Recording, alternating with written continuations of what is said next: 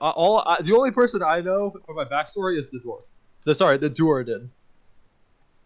You can call me a dwarf. I think that's fine. If you say dwarf, I will understand that you mean Durden. I'm just trying to get into the vernacular. You know? That's fair. That's fair. It's copyright free or Good. whatever. It's copyright defensible. Okay, so now I'm gonna flip this over to you, Tommy. Yeah. What is your character doing? Because your character is so far the only one who has any stake in the city from what we were talking about. Yeah, So, like, I guess it depends on what the Soulbound is created for, because I'm definitely trying to do good in the world. So I think if whatever the Soulbind's initial pitch is what they're trying to do, I would throw my hat in that ring. You know what I mean? Okay. Got it.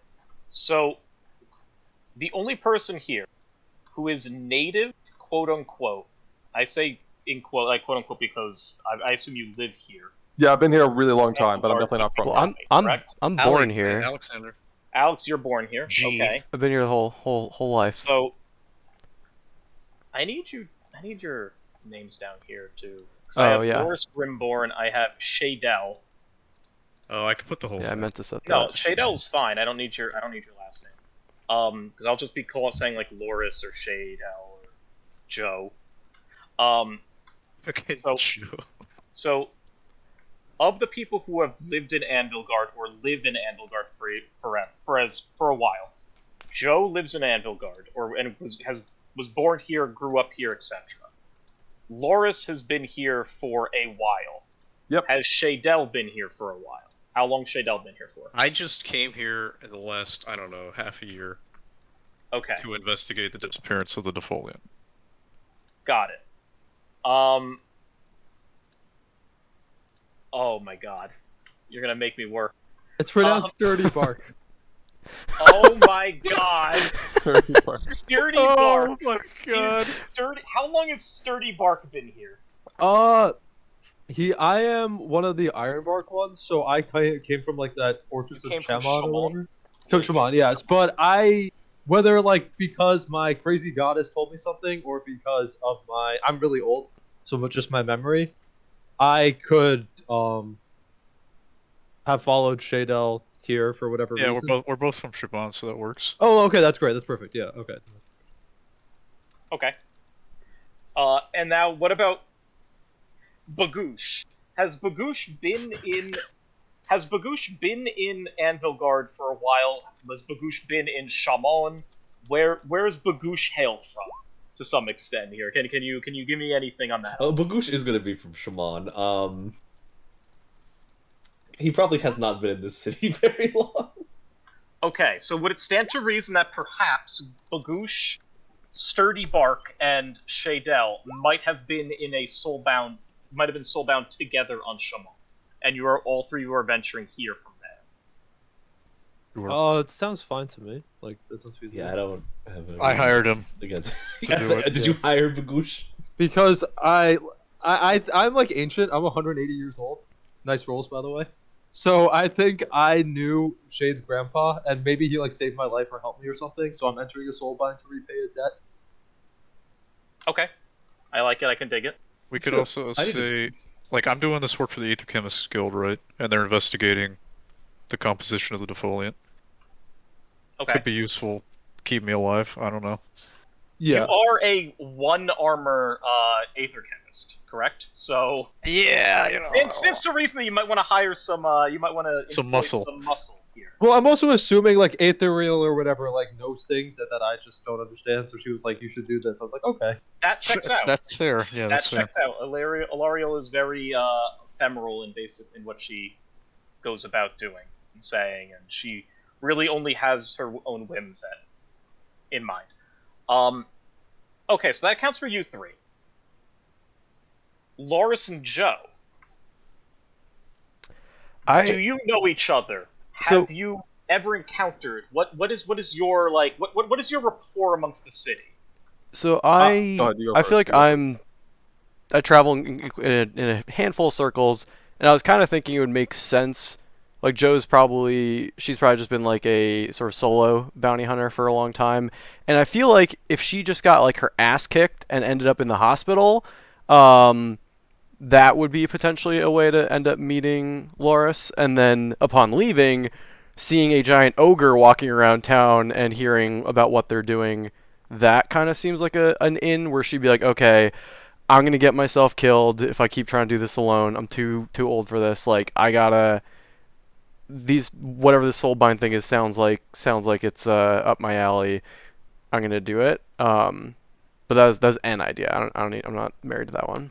Yeah, I want my character to not have a lot of friends in the city outside of my fucking Racker Dart, Floating Piranha, and Grace, because I think like a lot of people in town are probably more opportunistic and like greedy.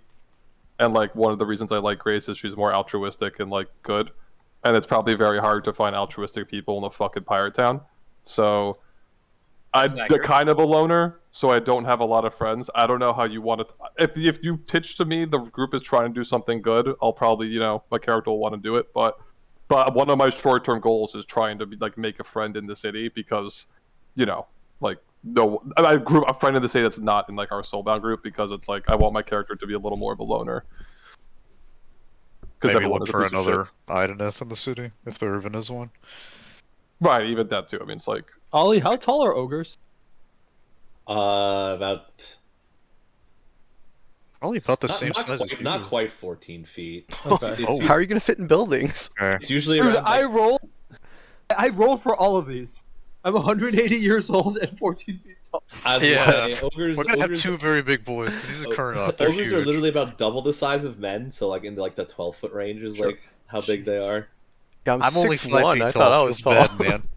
Wait, this is more like real life than I thought. Hold on. Ollie and I are just gonna be brawling. Like, wait, he's not. He's a priest though, right? Or like I a don't know butcher. what he is. Oh no, I'm not fucking playing. That's fine. I'm just gonna be a man-eater. We'll be fine. If it's not a problem, I can just conveniently die and reroll a priest or something like that later. There is a mechanic for sacrificing yourself for the rest of the team. Yeah, Last Stand. Something tells me with Last Stand isn't going to do much because I'm not the combat power. See, okay, the problem with being a butcher is it would be all well and good, except I don't think you're going to eat any of the things I make to gain my benefits. Yeah. So Right. it's not gonna work out. Pretty gross. I mean, you can buy spices and stuff. Maybe you learn how to cook. Yeah, but then you're gonna look at your bowl of food with an entire foot in it and be like, "Am I supposed to eat this?" As I go, like, "Yeah," as I just like fucking like bite through some guy's like forearm. I mean, I'm a character. No, I'm practical. I don't care. Food is food. I need to grab one thing. So, Tommy, do you think we have? It sounds like the other two people are gonna be like, we're essentially here looking for more people to join the binding because we don't think we have enough. Yeah, I mean, I could have definitely have met you, Alex. If I don't know your character's quote unquote alignment, like, are you a greedy piece of shit or like? I don't know she's probably like neutral good, something like that. I mean, you could have us met if you want. Hell, I mean, you could have us be friends if you want. I just don't want my character. I think us having just like seen each other and just been like, because you're a pretty rare looking dude.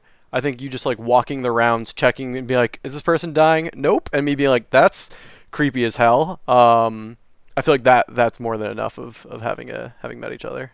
Yeah, that's fun. My only two friends are my floating piranha and the first lady in charge of this place. Oh baby. I wrote down. I have at least 4 friends that I wrote down. I need to cut this page out of this PDF. Monka W. I mean, just snipping tool it. Actually, if we want a mage, there is a way I could do it as an ogre that would be fine. Now that I think about it.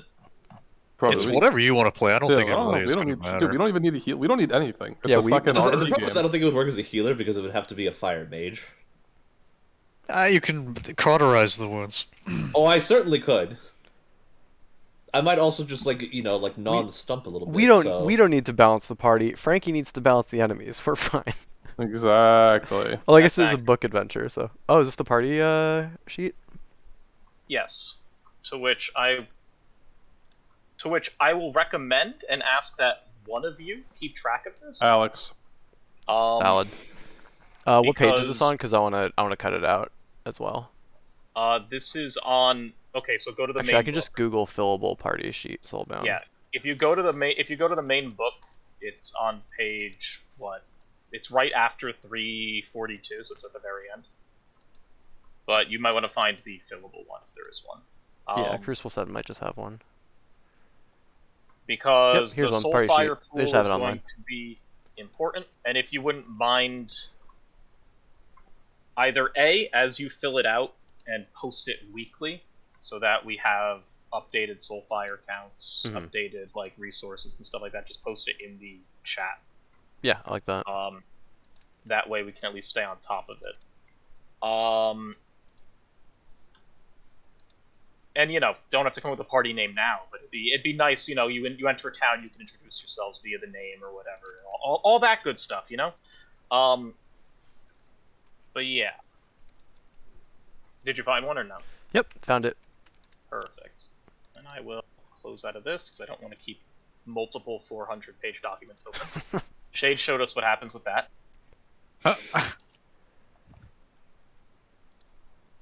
Well, the second thing on the list is members. Do we want to go around and introduce our characters? Yes, I was about to say, I wanted to do that before I kind of open up the curtain here and go into it, so at least like a rough background, where you come from, like what you are looking to do here, and like a general goal that you might have in mind, anything like that. Yeah, I'll start. So I'm playing Josephine Jo Lanarin. She just goes by Jo. She is the custom bounty hunter archetype, human, 38 years old. Eyes are mesmerizing silver gray, black hair, 6'1", about 180 pounds. Distinguishing features: her hair is sort of shorn on the sides and then long going down the back. She's got an eyebrow piercing on the left side, and she's got an arrow tattooed on her right wrist. I guess we don't really need to go into like stats and stuff, but I am a Anvil Guard native. Essentially, goals are figure out short term kind of what happened with this with a recent high-profile murder in town. High Arbiter Concilius Grauer died, and I want to at least like find out enough to get paid for that. And then I also want to figure out what happened to my dad and brother as they were killed. They were members of the town guard. They were killed, or like accidents happened, or they went missing or something while investigating some corruption. And I was like, yeah, I'm gonna not join the town guard this year like I planned, and have just since been sort of lone bounty hunter. I guess recently got the shit kicked out of me, ended up in the hospital, and now I'm like, maybe this whole lone thing is not my speed. But yeah, that's Joe. Sounds good. I will go after the next person because I need to copy and paste something into my character sheet. Okay. Fuck it, I'll just go. Alright, I'm Shadell. Yeah, real creative, I know. Yep. So, I'm a recent graduate, and I work at the Ether Chemist Guild. But as I'm newly employed, I'm looking for any opportunity to gain merits, because that's extremely important to me. And, there's a trade ship from the Keratin Overlords that recently went missing in Anvil Guard. It was carrying some of the defoliant. I've already talked about this a couple times.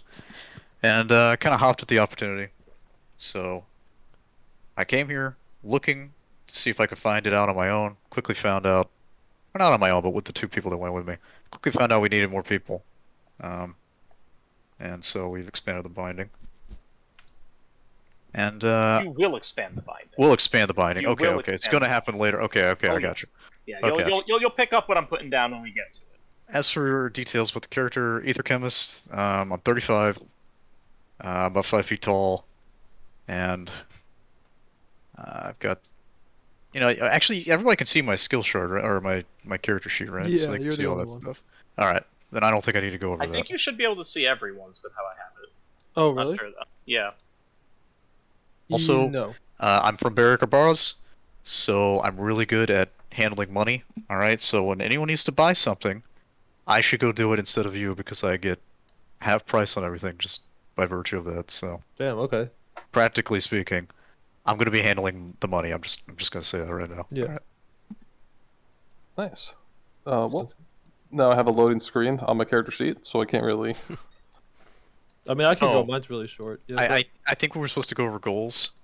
Is that it? Yeah, if you want, if you have any. Okay, long term, find more information about the defoliant. Short term, it's like I want to get a certain type of pet. Things like that. I want to craft. Long term, I want to craft an ether rig for our ogre because I think that'd be funny. Oh, Jesus. I mean, look, if I can find an engineer, he can make you fly. Wouldn't that be hysterical? So. Alright, reloaded. I'm playing Loris Grimborn. He's one of the fish people, a Knight of the Deepken. And my archetype is the Isharan Soulrender. And their kind of mechanic is whenever anything dies in their zone, they can kind of harvest their soul and like use it to buff the party or heal them in various things. I'm 150 years old, which is like about middle-aged, 6'4", bald. I have my little floating piranha who's with me all the time.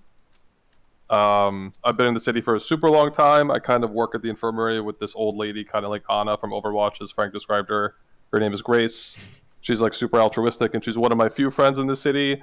And kind of the reason why I'm in the city, which is like my only long-term goal I currently have, is I kind of want to determine why my people need souls and may possibly find a way to make it so they can naturally have souls. And I think there's either a person or a book, Frank's discretion, or a contact or like a rune or anything in this city that'll help me like kind of push that goal along.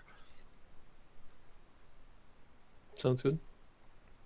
I guess I'll go now. I'm Sturdy Bark. I am 180 years old. I am 14 feet tall, and I come from Chaman. Is it Chaman? Shaman. Yeah. Yeah, Chaman. I am an Ironbark Sylvaneth. So my people were sort of taught by the dwarves how to infuse their bark with metal and use it as weapons and stuff. So I like dwarves a lot.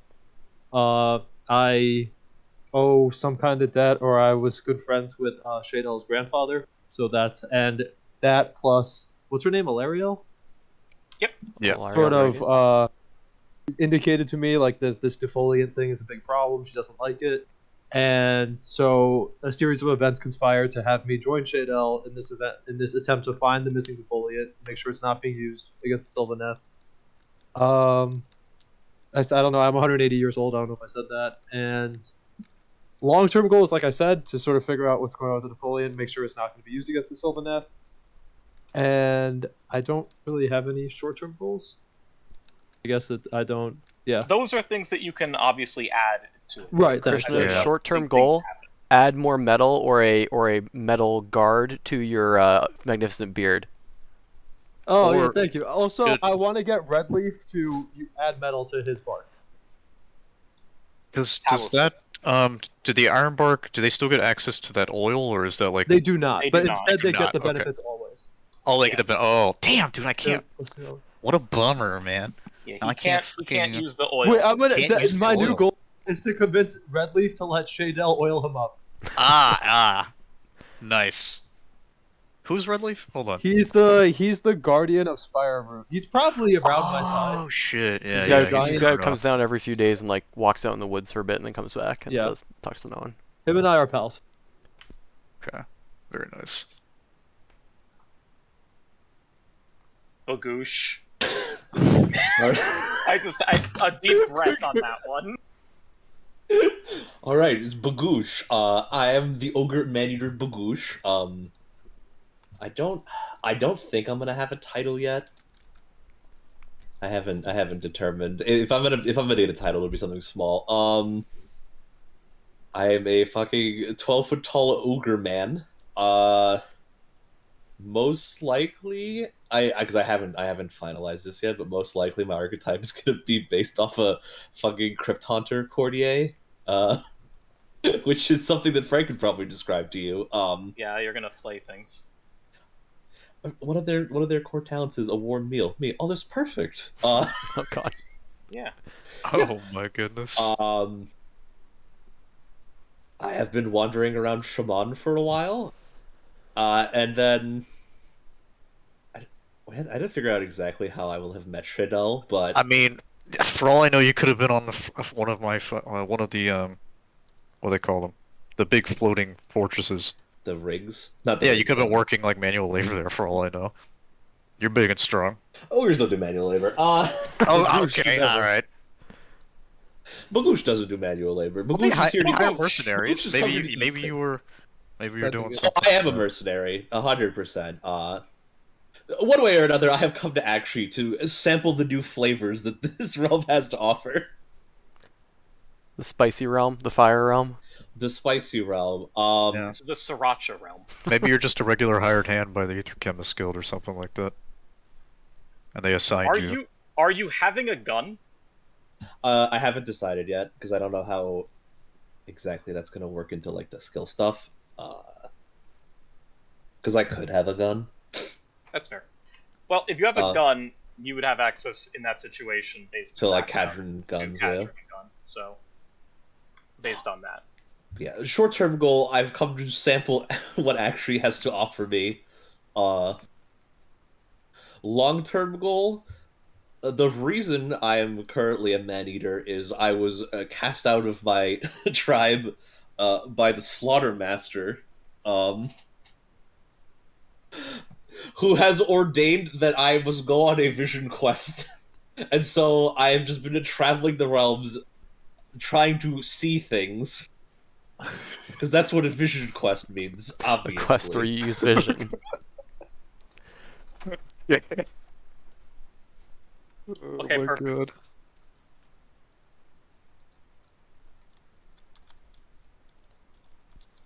All right.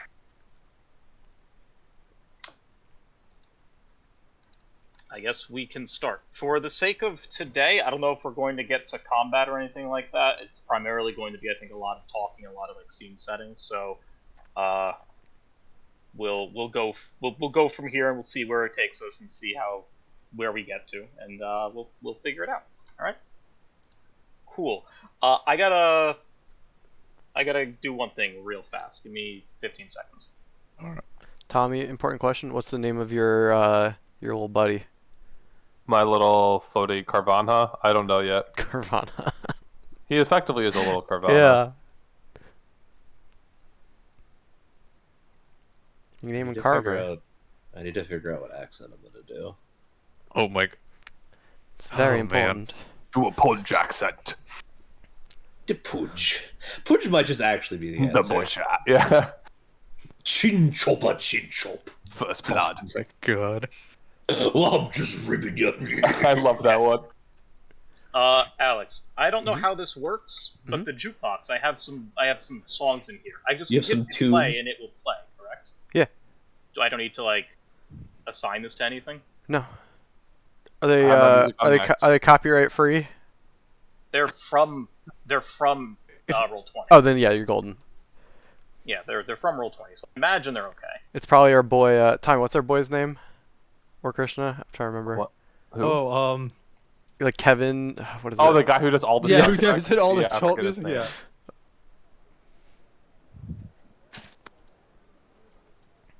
This is the master volume, I think. Cool. Yeah, so that lowered it a ton, and then we can all modify our own volume with the gear. It's like the first option under your name. Oh.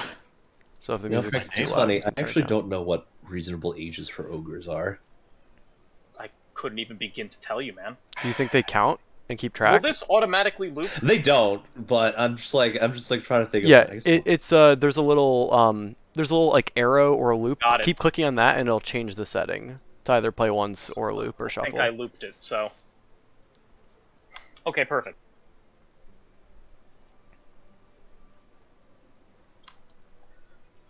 How much does Grease's weigh? Shadel, Sturdy Bark, and Gaboosh. Or Bagoosh. Fucking backwards. It's good. I'm not going to get that right ever. And Bagoosh.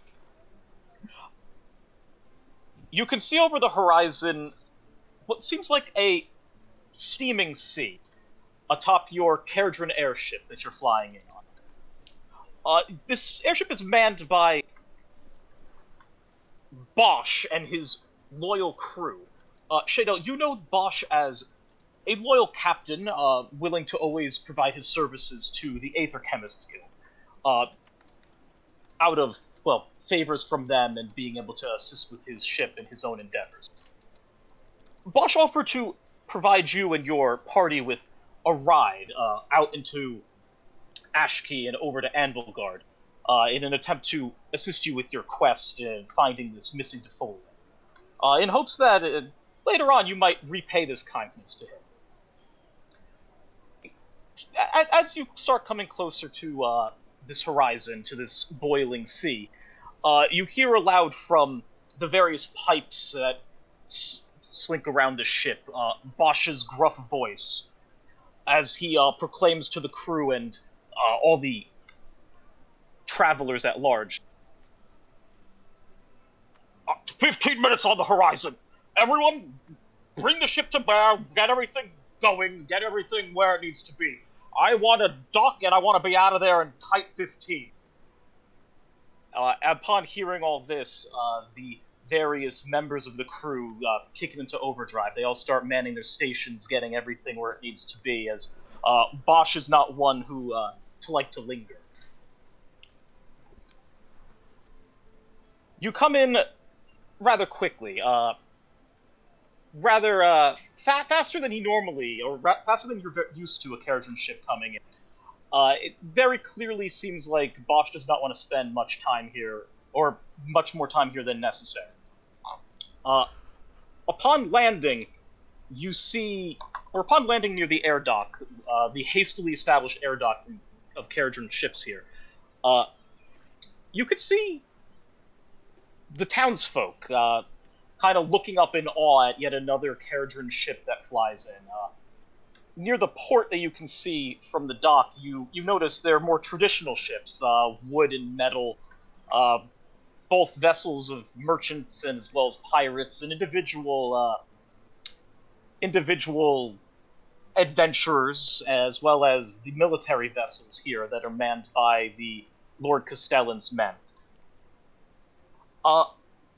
Upon the ship coming to a full and complete stop, you hear again over the makeshift pipes, the intercom as it is, Bosch proclaiming, "Right then, everyone off! I need to refuel. I need to get this boy ready to go in another 10. So everyone, get off, get going." And you hear him proclaim, "Shadel, remember this. Next time I need your services and your kindness on Shaman, I might need your assistance getting some of that aether gold from the supplies, if you know what I'm talking about here." And with that, all the various members of the crew start shuffling about and getting ready to disembark, refuel, and get going. The three of you have arrived in Anvilgard. This is a heavily fortified city port on the Charwind coast. The lands around the city, as you saw flying in, are teeming with aggressive life. Be it plants, multiple headed dragon flowers, you name it. It was an aggressive outskirts, but a rather tame-looking city, or tame for what you'd imagine this coastal pirate town to seem like. You're aware that the Lord Castellan, a Stormcast Eternal by the name of Ephraim Van Hel, is the leader of the Anvils of the Heldenhammer, which is the host that occupies the city and makes up the majority of its guards. He has sent out a call to investigate some corruption and some evils that infest the city.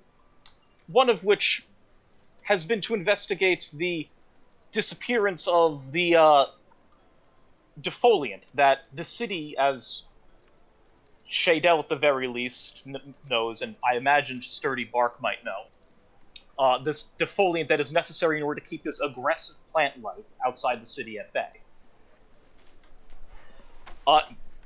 Heldenhammer has put out in his request that skilled party members or skilled adventurers come to his aid here, as his storm host is simply not equipped in order to go out and forage out for this defoliant. That recent issues within the city have made it so that his storm host has been, well, working double time. They rarely have the ability to act out of their own shifts and actually investigate.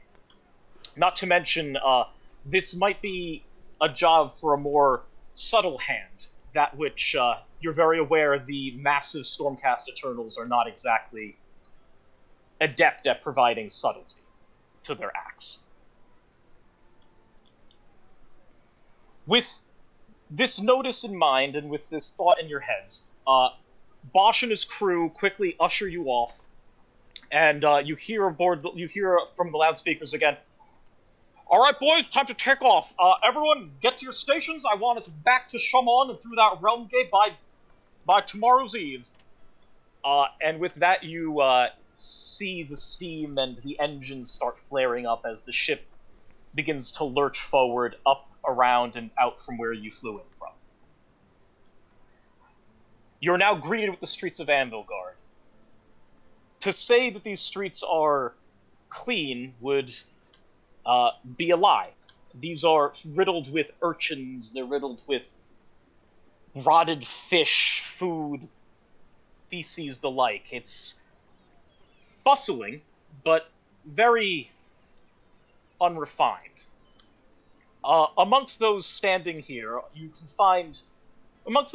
the port, you find a contingent of Stormcast Eternals, clad in their golden armor, native to or worn by the Heldenhammer, are guarding the entrance to the docks, or guarding the entrance to this district.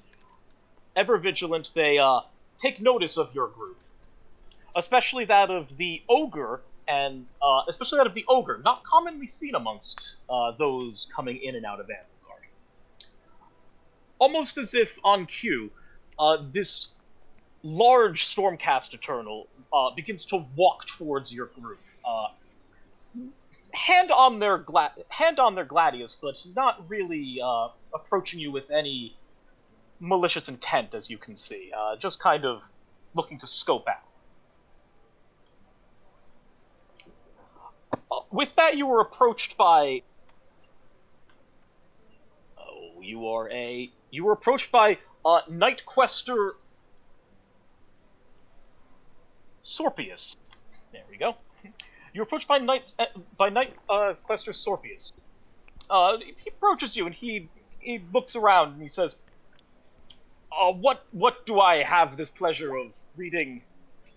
He looks up at you, Sturdy Bark, this emissary of Alariel, a craftsman of Grungi, and he looks over at you, Bagoosh, and he says, "Keep happening." Ollie, so hit the gear in the top right, and then change your display name.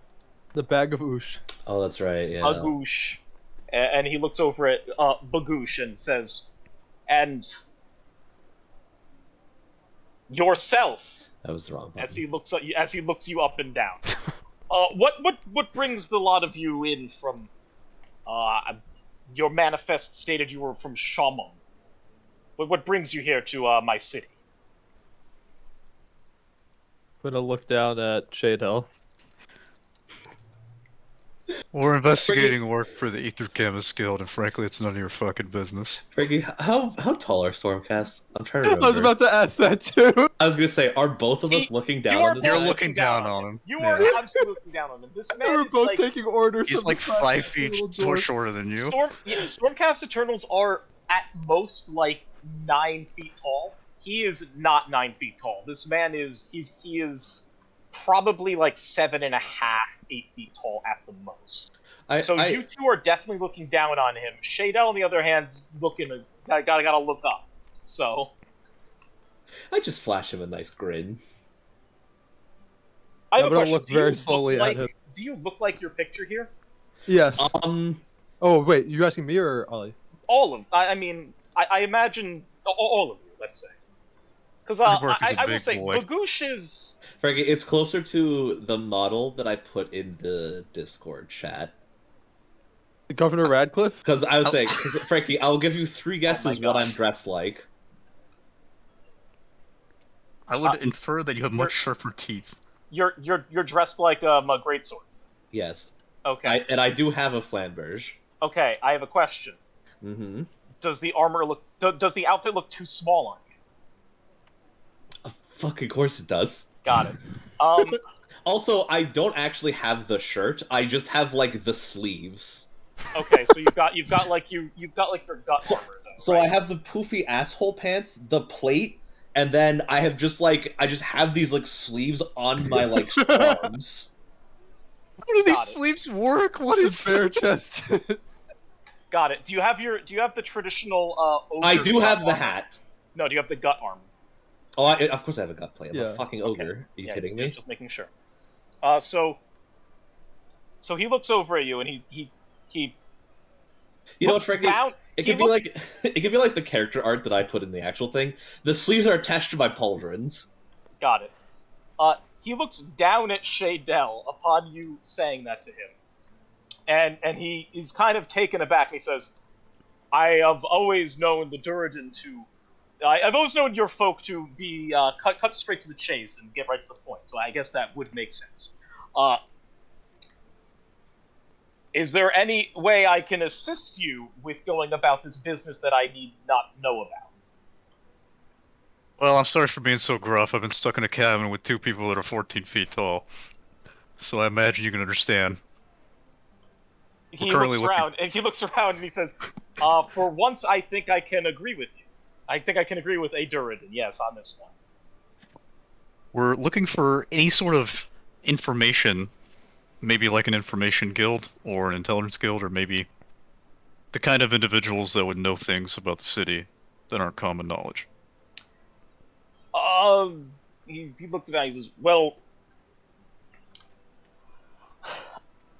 the best place for you to go outside of, well, an invite to the conclave would be...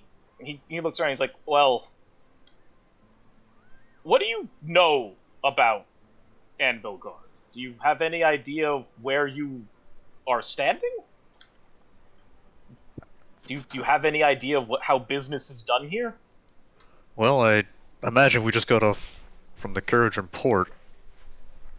But no, not really. He looks at you and he kind of like lets out a chuckle. He's like, my best advice would be to go find yourself a place to sleep for the evening, and perhaps ask around at a local tavern or something like that.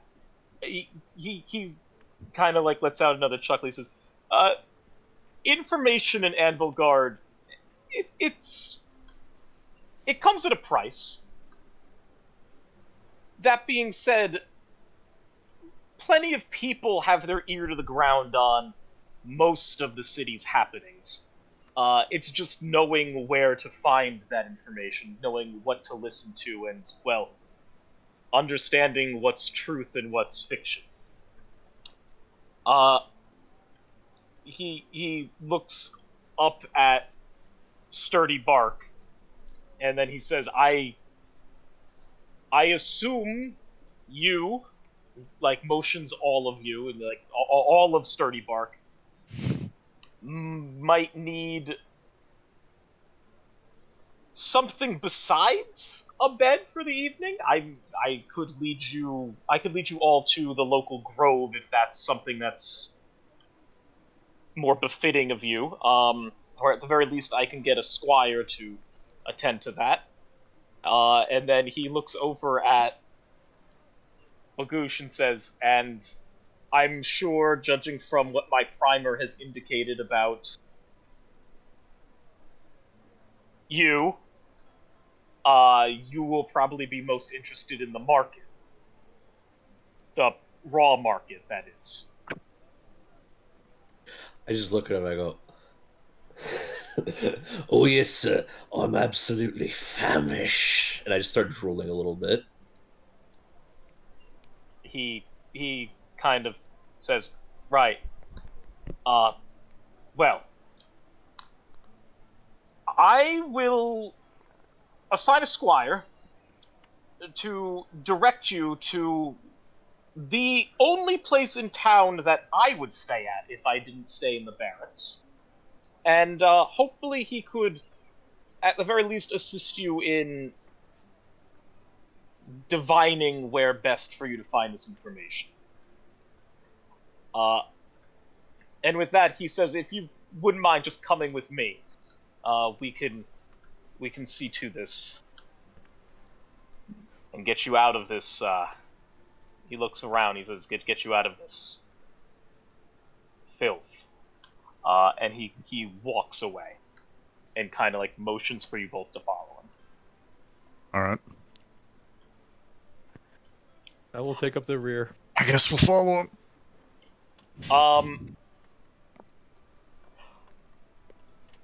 Joe. Mm-hmm. You came off of a long night of well, what were you doing again? What put you in this what put you in this hospital that you wake up in this evening or this morning? I was trailing a lead that I had down into the Obsidian catacombs and just got knocked out. Was trailing a bunch of people. The next thing I know, it's like hit. I'm out. Able to get myself out. Able to get home, grab my extra money, and pretty much limp over to the hospital. And now, I don't know if it's like hours or days after that, but yeah, I figured I was down in the catacombs when I got beat up. Sure. You awaken in a hospital bed you're too familiar with. You recognize just from the layout of where you are that you're in the very popular for its remedies anyway. Lady Vespil's infirmary, essentially. You kind of see at the corner of your eye behind this white curtain a familiar silhouette of a woman you know as Grace, the head matron here. You can see she's looking over some vials and pouring some remedies and something that you're trustworthy or you're trusting of here. And she comes from behind the curtain here and approaches your bed with a pipe in hand, and she brings it up to her mouth, and she mutters to you, is like, not, hold on. She mutters to you, another long night, Joe, eh? Oh, it's getting a bit dangerous down there, I guess. Yeah, well, when I was your age, definitely, I knocked a couple down myself, so it's not a big deal. Well, you know the drill. And she hands you 3 flasks with it's got like a greenish yellow liquid in it. And she says, 1 today, 1 tomorrow, and then the following. Thank you. Right on your feet again. Too kind as always, Grace. I think I paid when I walked in, but hopefully I won't see you soon, but if I see you soon, then thanks again. She nods and she says, what were you doing down there anyway? Oh, investigating a new lead. Thought I could get some easy pay for some intel, but I don't like those catacombs. She looks at you and she says, you could just go to the boards. They put up all those notices all day. Yeah, Hammer, they can't deal with all the issues going on around here, and you know them. They don't want to deal with they don't want to deal with the coil, as it were. So, rather, not they can't deal with them. They're ill-equipped. They don't know how to lie. Just kind of rubbing her head and some of her wounds, just saying, "No, you're right. I'll take a few easy jobs. I think overstressing. If I'm going to do this alone, I can't keep taking all these hard jobs. Maybe I'll find a partner or something." I'm sure you'll find something. Wink. Flash her a grin and then start getting up and down that first liquid I'm supposed to, and then check all my equipment and start heading out. Sure. As Joe's walking out, Grace walks over to the bed adjacent to yours, behind another curtain. And she looks at the person at the bed, and then looks up at you, Loris, and says, "How's this one looking?" Could I tell Alex, or I'm so used to saying Alex. Can I tell Frank, are they on their way out, or are they totally going to be fine? Well, this person lost this person fell into the boiling sea, and well, their legs aren't looking too hot, and their face is painfully scarred. So, Yeah. you look at them, and you kind of you can tell they're not really long for this. Okay, I'll explain. Yeah, the legs not going to be working anytime soon. Check out those scars, and I'll point to the face, and I'll be like, "Not looking so hot, Grace. I think it's another one of those." She lets out a sigh. She says, "All right, well, this one's hospice care then. I'll be right back. I'll take care of this." And she slinks away back to where she was mixing the various potions for Joe. And you can see this all too familiar motion from her of putting together a vial with a more purplish liquid in it, and brings it back over to you and says, "If you could do the application process here, I've seen people outwait one too many times. I'd like to take a break on this one." Okay. And as we're applying it, I'll kind of be like, "So I feel like we're getting more and more of these every week. What's going on?" Well, you've heard about the issues with the defoliant shortage, I'm sure. There's the Heldenhammer are employing people to, or at least encouraging that the Conclave employ people to go out and figure out what happened to it. They're trying to figure out if there was foul play here, or if there was something else going on. Just lost at sea, or there's something else to be worried about. Yeah, but why is everyone trying to be a hero? And I'll point kind of to the bed that Joe was in alone, and this person alone. Like, you know, don't they realize it's kind of hopeless to try this by themselves?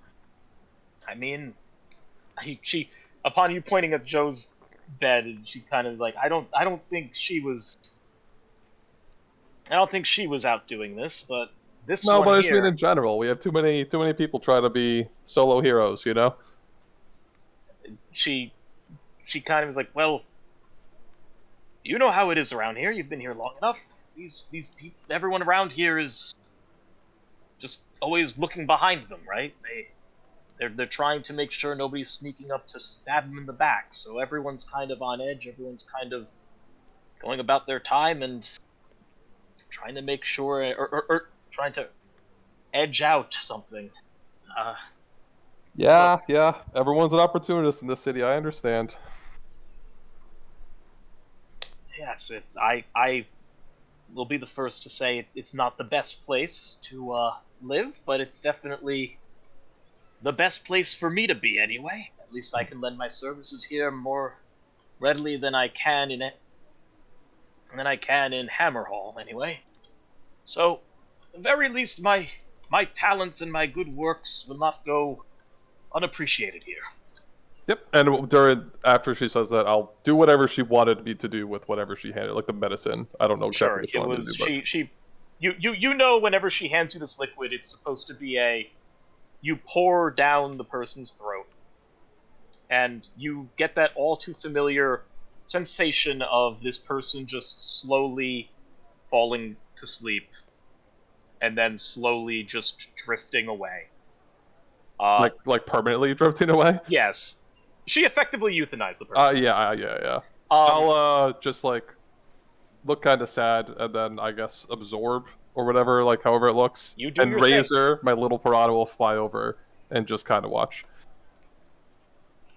She lets out a sigh upon seeing you doing. It's like, it's a shame we can't save them all. Damn shame. As she puts the pipe back in her mouth and she starts walking away. As she leaves the room, she kind of like turns back and says, "Oh, I almost forgot. I would like it if you ran an errand for me if you're planning on staying another week. If you wouldn't mind, could you head on over to the Conclave building? I need to get some more supplies or put in a requisition for more supplies, and, well, the Lord Castellan hasn't been willing to hear from me. Apparently he's inundated with work, so I figure bringing this straight to the Conclave would be the best course of action anyway." Alright, sounds good. And I'll kind of slap my muscle a bit, and Razor will start chomping. You'd be like, do you want me to talk to him? Or is it not one of those?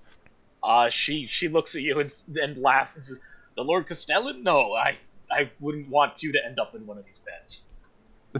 You're right. You're probably right. And with that, she kind of walks away and she says, "Well, off with you. I need those supplies sooner rather than later anyway. So the sooner this requisition comes in, the sooner we can hopefully get an airship in with them." Yeah, and I'll start heading out with Razor. We'll just start heading over to the Conclave. Joe. Mm-hmm. Where do you tend to hang your hat? Where do you hang your hat? Like, where do I? Oh, where's your like? Where's your chill spot? The place I'm probably headed if I'm gonna take a break is the Beached Mermaid to get some fresh baked bread, as that is my like usually celebration for a job well done, but also a celebration for I didn't die today.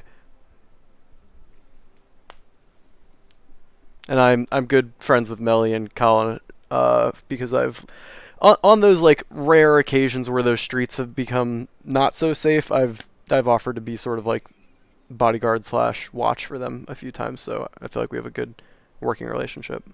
Sure.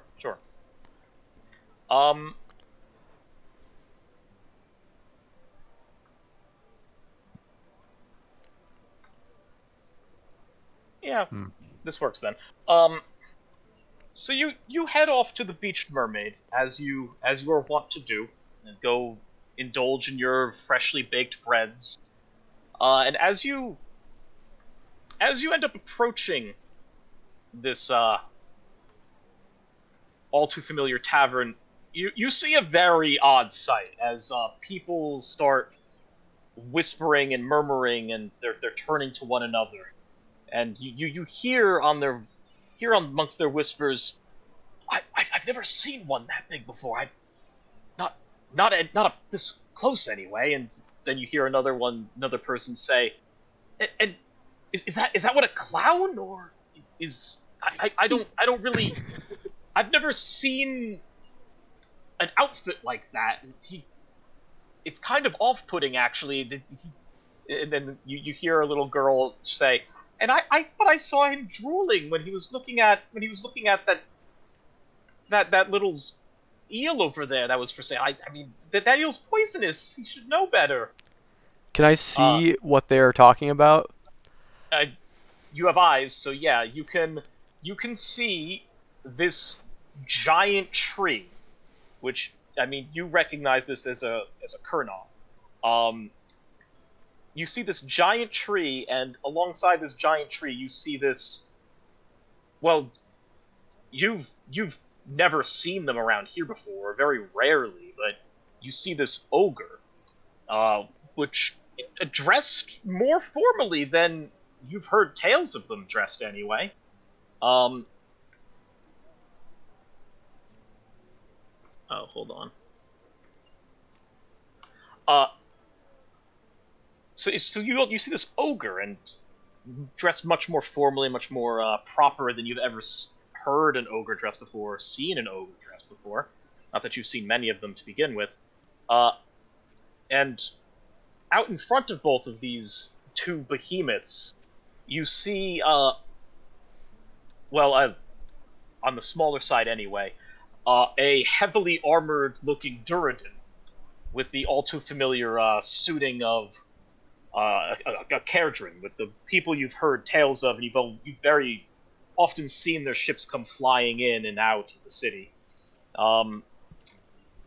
Would you have ever interacted with any of those, or are you too much of a are you much more of a down low, keeping to yourself kind of person?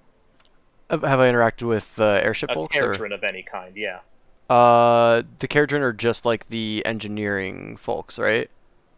They're like, they're dwarves that fly in the sky. Yeah, I probably run into like one or two, especially as people have probably tried to escape town via airship, and I've had to like probably tackle someone onto an airship just before it leaves. But I haven't. I don't think I know any very closely. You probably see a few in Hammercroft or whatever, right? Yeah, I mean, you probably see them in passing, but you... Yeah, I also hang out the armory occasionally, so if anyone's picking up weaponry, I would have probably run into some. Sure. And then leading the Kerdrin, leading the Ogre, and leading the Sylvaneth, you see a very familiar face. You see Squire Cerritus. She's she's an acquaintance of yours, I would say. She's a remarkably young Stormcast who's working as a squire to the Lord Castellan, working within the Heldenhammer anyway. Hoping to rise through the ranks. She tends to have a more bubbly personality as compared to her fellow Stormcast. Very dour. The Stormcast are typically very dour and yes, they're technically somber. Very stoic. They don't really talk much, and they're very straight to business. Which is odd considering how she's counted amongst their ranks. But you see her leading them, and she's going about her normal conversation. She's kind of excited and pointing out to their group all the various sites and all the various things, and saying, "Oh, you can actually overhear her boisterously saying it. And here's where I normally come every day to check up on the local orphans and make sure that everyone's doing all right. I bring them their medicine straight from the Lord Castellan to make sure that they don't die in the streets, as it is," or as he says, as she lets out a bit of a chuckle. And then she says, "And all over there is the local auction house where the various sailors come in and auction off their wares." And she looks over at Bagoosh and says, "And some of their most prized fish." And she like winks a bit. So if I'm close enough to hear, I'm just gonna walking past, then kind of turn, and then like in step with her, continue walking, as though I've kind of been there the whole time, and then just kind of say, "Cerritus, how are you doing?" After having looked over at my my glass sphere, seeing I have very little money, and thinking, all right, this is a chance to get some money, and just kind of investigating what's going on here, walking and talking with her. Oh, upon you saying that, she like jumps, and she jumps a bit and like grasps at her gladius, and then she Sorry, says, I forget how quiet I can be. And she looks at you and she says, "Joe, you have to learn to stop doing that. You have to understand that I'm..." Just gotta keep you on your toes. Who are your new friends? "My, you're a tall one," I say to Sturdy Bark, and then I turn to Bagoosh and say, "Nice hat." I'm gonna have to kneel down to get my head closer to you. What did you say? I just do the fucking like milady like tips. I said hat. "My, you're a tall one." My, you're a tall one. Yes. Making a special purchase. And I'll turn to Shaydell and say, what brings you all here? Looks like you're getting a grand tour." And I say, "Did you see that big bucket of bolts nearly shit her pants?" Oh, she means well. She turns kind of red with that, and she like puffs out her chest, and she says, "I'm on an official mission from the Lord Castellan, or rather the night quester. I'm to bring them here, and she points to, sorry, to the beach mermaid. And then she kind of like puts her hands on her hips and says, "And I have officially accomplished my mission." All right. Thank you much. Looks like a pub. Picked a good place. No, this is no pub. This is best inn and best bakery in town. Your best place to be. I was actually just going in to get some bread myself. Can introduce you to the owners. I've never really understood the concept of baking. Oh, it's delightful. I'm gonna look at the door and then look back too. Why not simply just eat the wheat? I mean, you could, but when it's warm and fresh, it's lovely.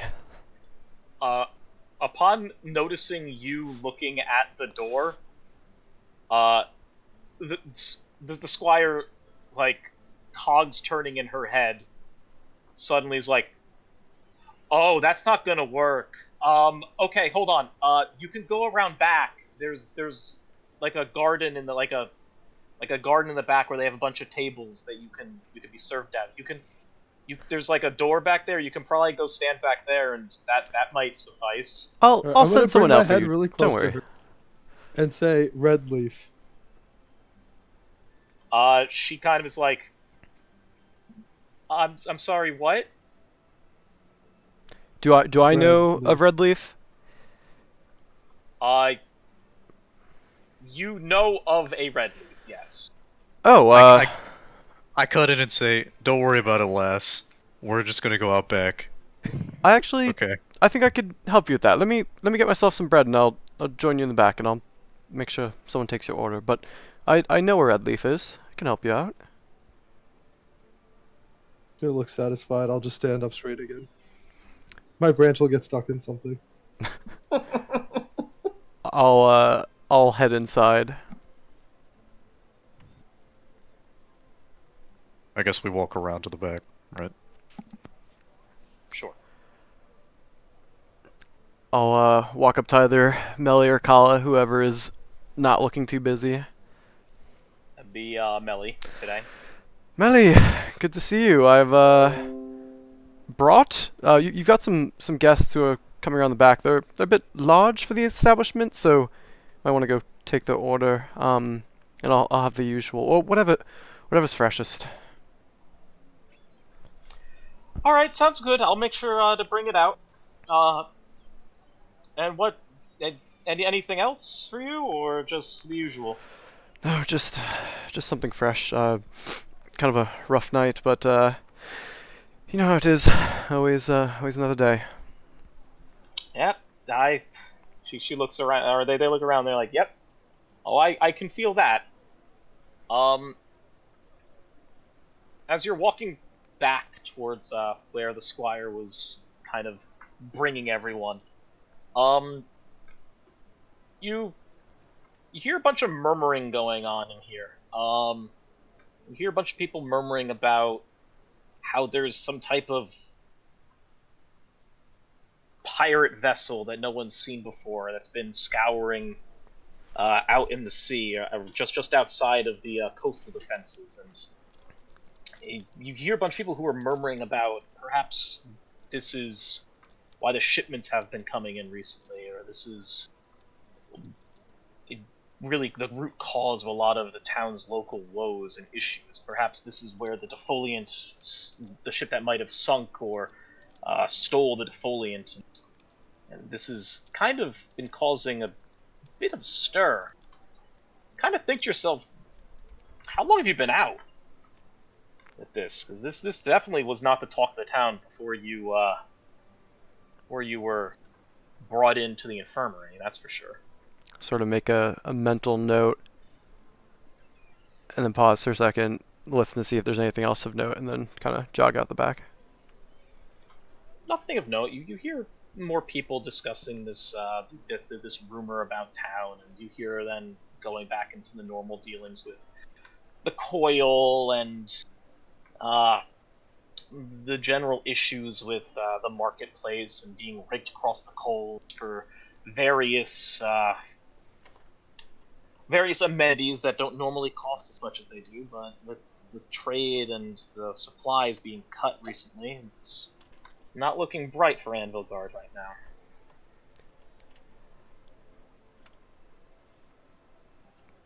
Okay. And then you make your way into the back then? Yep.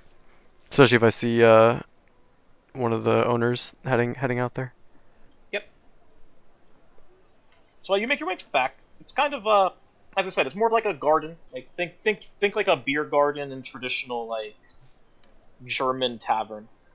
Except it's, you know, instead of being a vibranty outdoor setting, this is the typical dreary Anvil Guard looking just like stone and wood, everything. Yeah, basically stone, wood, very damp, almost very sad looking.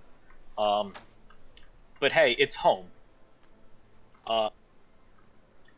Your various drinks and your various foods are brought out and laid before the table, and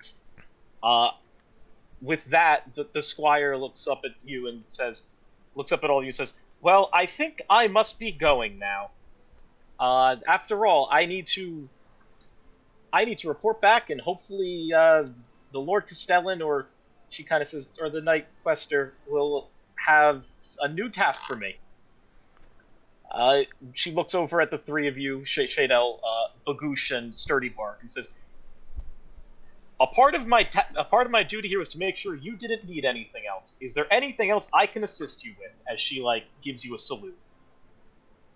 I will bend down again and say, "Red leaf." Oh, I can show you where Red Leaf is. Don't you worry. She points over at Joe and says, "Yes, she can. Is there anything else I can assist you with?" I say, which way do I go to get to the Dwarven sector? I think it's Hammerfall. She Hammercroft. She puts her hand to her chin, and then she, like, taps on her forehead. I'll sort of turn to her and be like, "Really? Don't. I can handle it. Sarah, just you're lovely as always. Give my regards to Castellan, but I can handle this." She looks around and she says, "All right then, sounds good." And then she gives a salute, and then she just kind of like walks off. But she like takes 2 steps backwards, then turns around and just walks off, looking very triumphant. Goodbye. As she kind of like waves and she says bye, and she just walks away. I wonder what she tastes like. Excuse me? I'll go back to Don't eating worry something. about him. All He right. just mutters to himself on the regular. So, you're looking for Red Leaf. He's always been an interesting one. I know where he is, but I've never really spoken with him. I'm just gonna look at you. All right. Well, I would imagine if we went to the Grove, we'd find him. That you'd be right. He's about the only one you'd find there. The other ones usually stay up top there. So if you saw the Grove while you're flying in, you can find him easily enough. But I can show you the right way to get to the Dwarven sector, or I can show you the fast way. Pretty good around these parts.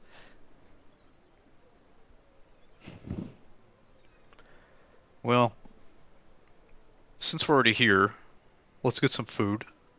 You know?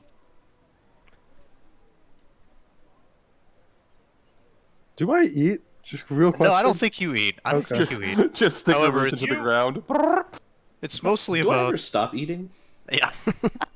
You can eat, but I don't think it provides you with any nutrition.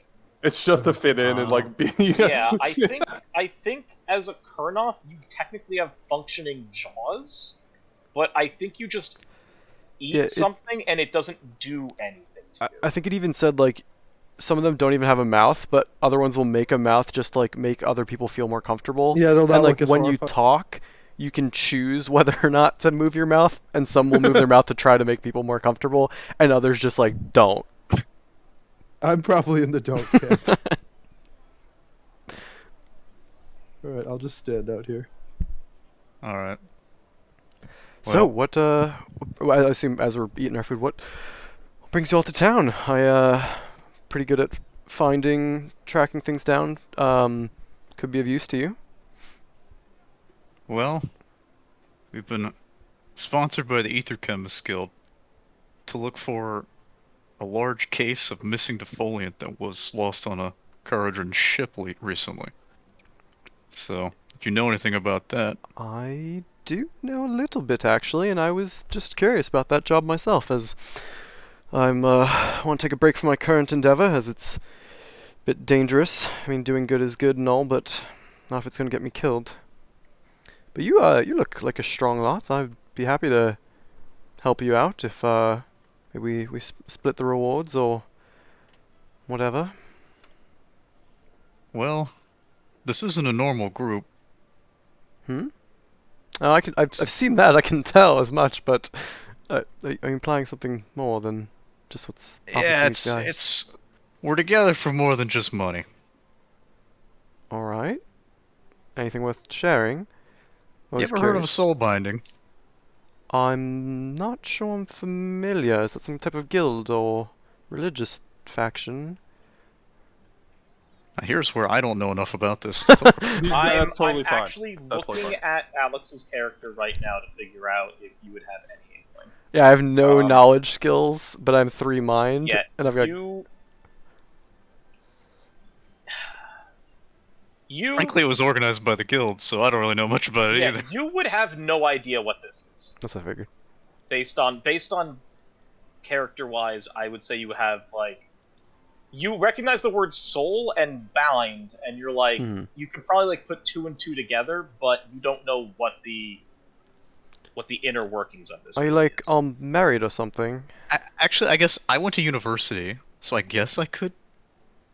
Is that enough? I would venture to say you would have some idea because you were told this was going to happen. So I imagine everyone in your group has the understanding on what this is about, right?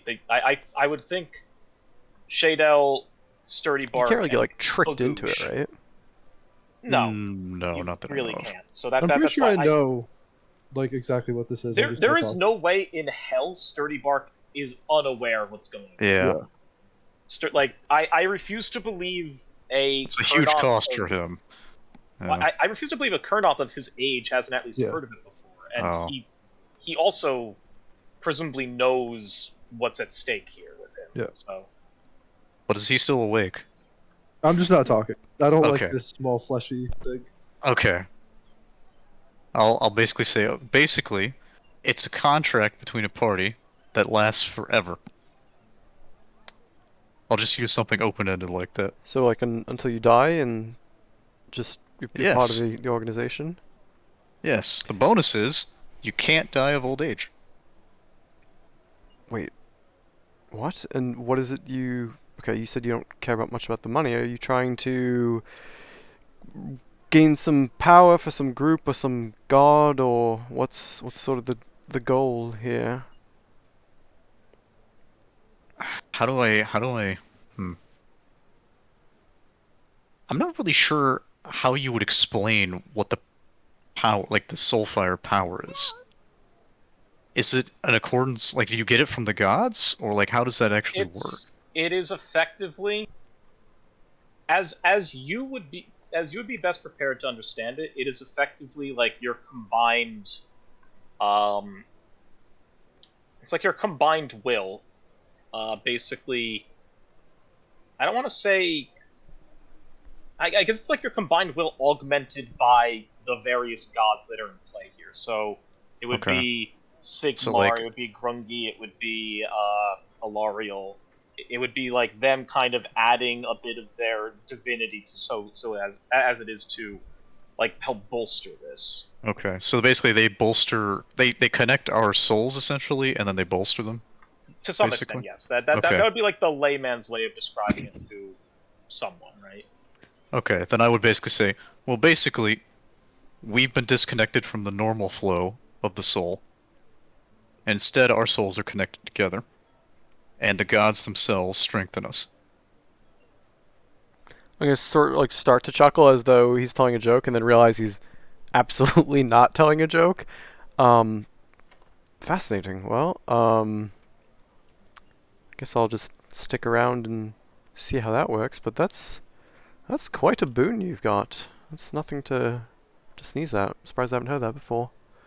But yeah, Well, the best thing about it is, it pretty much removes any chance of one of your compatriots backstabbing you, because the cost is just too much for them to bear if they were to do so. So you can completely trust your counterparts in a group. Wow. Are you like eyeing up Bagoosh here as he's like gorging himself, or?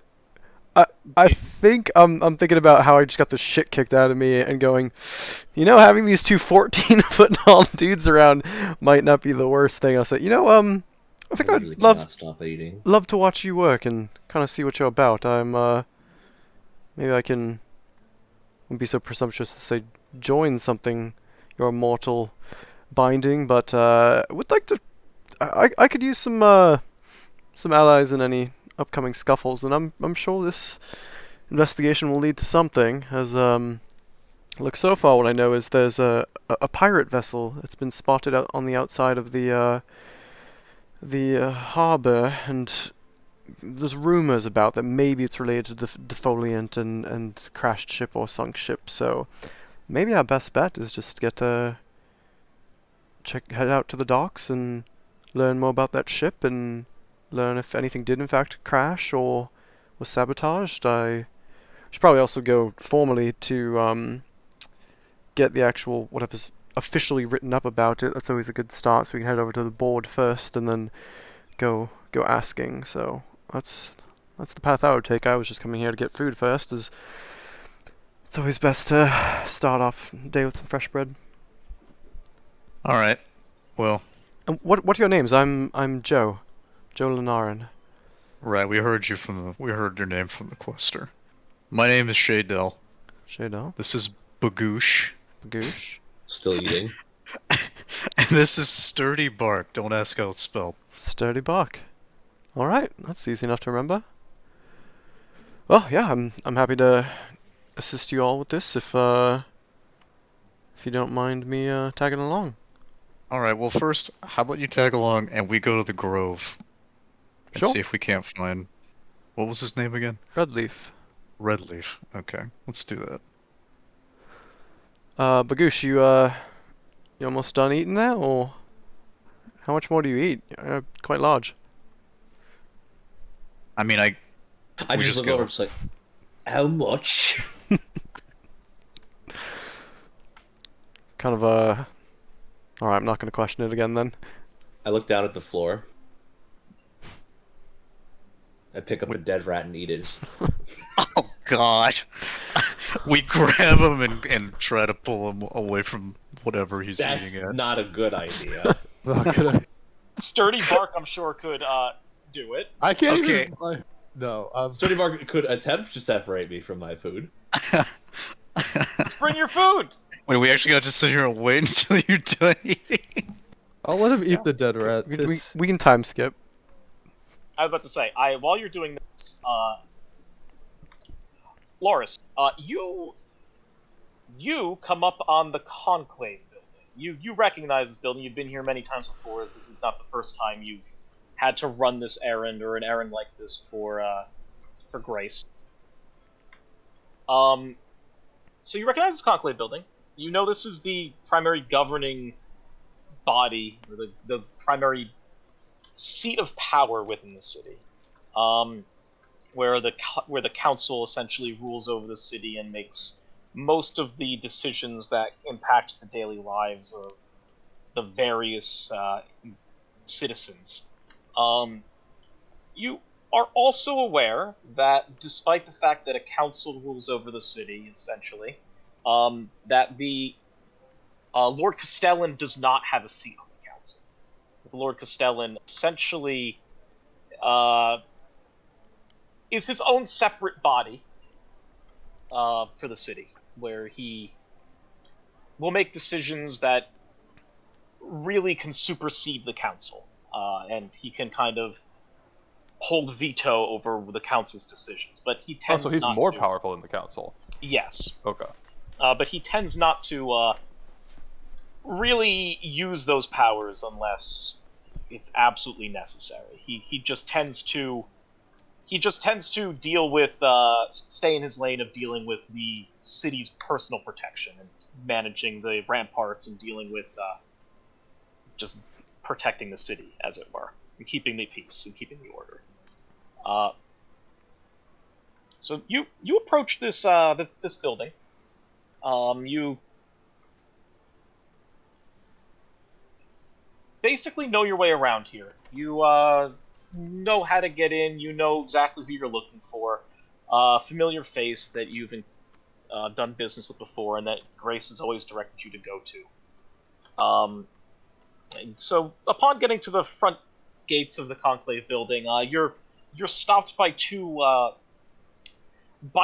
elves who are wearing black armor, black scale mail, with a glaive, each with a glaive in hand and a large tower shield in their offhand.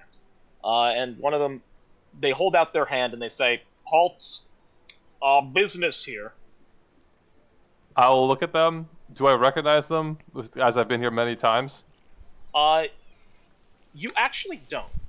One of the main reasons is their helmets cover a large portion of their face, so it's remarkably difficult to make out any facial features amongst them. So just by looking at them, you are unable to determine who they are. I'll tell them I'm here for Lord Castellan, right? You said Lord Castellan? You are actually here for Morgan Kassan. You would know this. You've done work with her before. All right, I'm here for Morgan Kassan, and I'll kind of squint and be like, I know basically everyone between the infirmary and here, and I don't recognize you two. They look at you. They look at each other and they look at you and they say, "Oh, we're new here." We're weird new question. Is there like this. an insight check in this game to be if they're fucking with me or are they? It's intuition, I think, right? There's an intuition, yeah. Let me assign this. Let me. Yeah, DM. First roll. We get to do our first roll. It's either I need to roll a 2 or higher, 3 or higher, 4 or higher, 5 or higher, Yeah. 6 or higher. And then how many of them? I'll give you the difficult rating. Or difficulty rating. Hold on. Someone explain something to me real quick. Yeah. In weapons, it says like a number plus S. What the fuck is S? Is Successes. Oh, successes. Yeah, so Yours some is things are probably just gonna raw be 1, successes. right? It's Yeah, 1 okay, plus it's the 1 amount of plus successes. Yeah. Okay, because I was like, it doesn't explain this anywhere that I can see. Yeah. On your character sheet, just change the 0 damage to a 1. There we go. Okay. I think this should all be accurate. Okay, this is going to be the following, and I'll post it in here just so we have reference.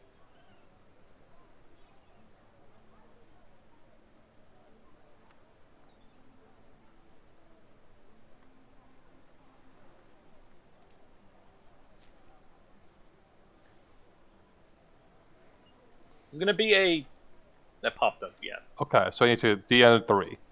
Yep, Twice. DN 3 twice. So you need 2 3s. Is that an intuition? I mean, is that a mind check? I have no bonus. I'm just gonna try it. He can't succeed then, yeah. You can tell that they are definitely new here. You acknowledge that. You've never seen them before, and since you've made this trip many a time, you undoubtedly would have recognized the voices, or recognized normal guards' voices. So they're undoubtedly new here. You just kind of like look at them and say, and then kind of like nod your head in agreement, like, yeah, clearly you've never heard them before or never seen them before. So yeah. It makes sense. All right. And they kind of look at you and they say, all right, you're here for Councilman Morgan then? Yep. Okay. They kind of like hold out their hand and say, one moment, and they go through the normal procedures where they open the door, one of them walks in, notifies a page on the inside, and then they come back out again, and they close the door, and they say, if she has the time to see you, She will. Then she will send the page back, and we'll escort you in. And you kind of sit here for what seems like an eternity, a long, grueling 5 minutes with these two guards who don't really talk much. They haven't even really looked at each other or done much in the way of discussion and since you arrived, and more importantly, they kind of are looking at you up and down as how are you dressed? Let me ask that. Is it obvious that you're an Ideneth, or almost is this... certainly? Okay.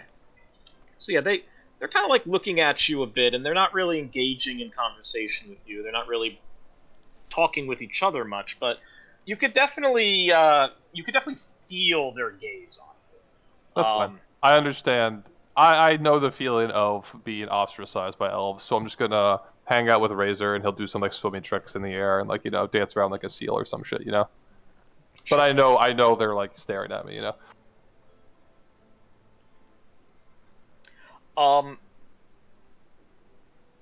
When after about 5 minutes, the page comes back to the door and hands a note to the guards, and then the door closes again, and the guards look over the note, and then they look at you and they say, "Oh well, you're fresh out of luck. Looks like Councilwoman Morgan is not in at the moment. Her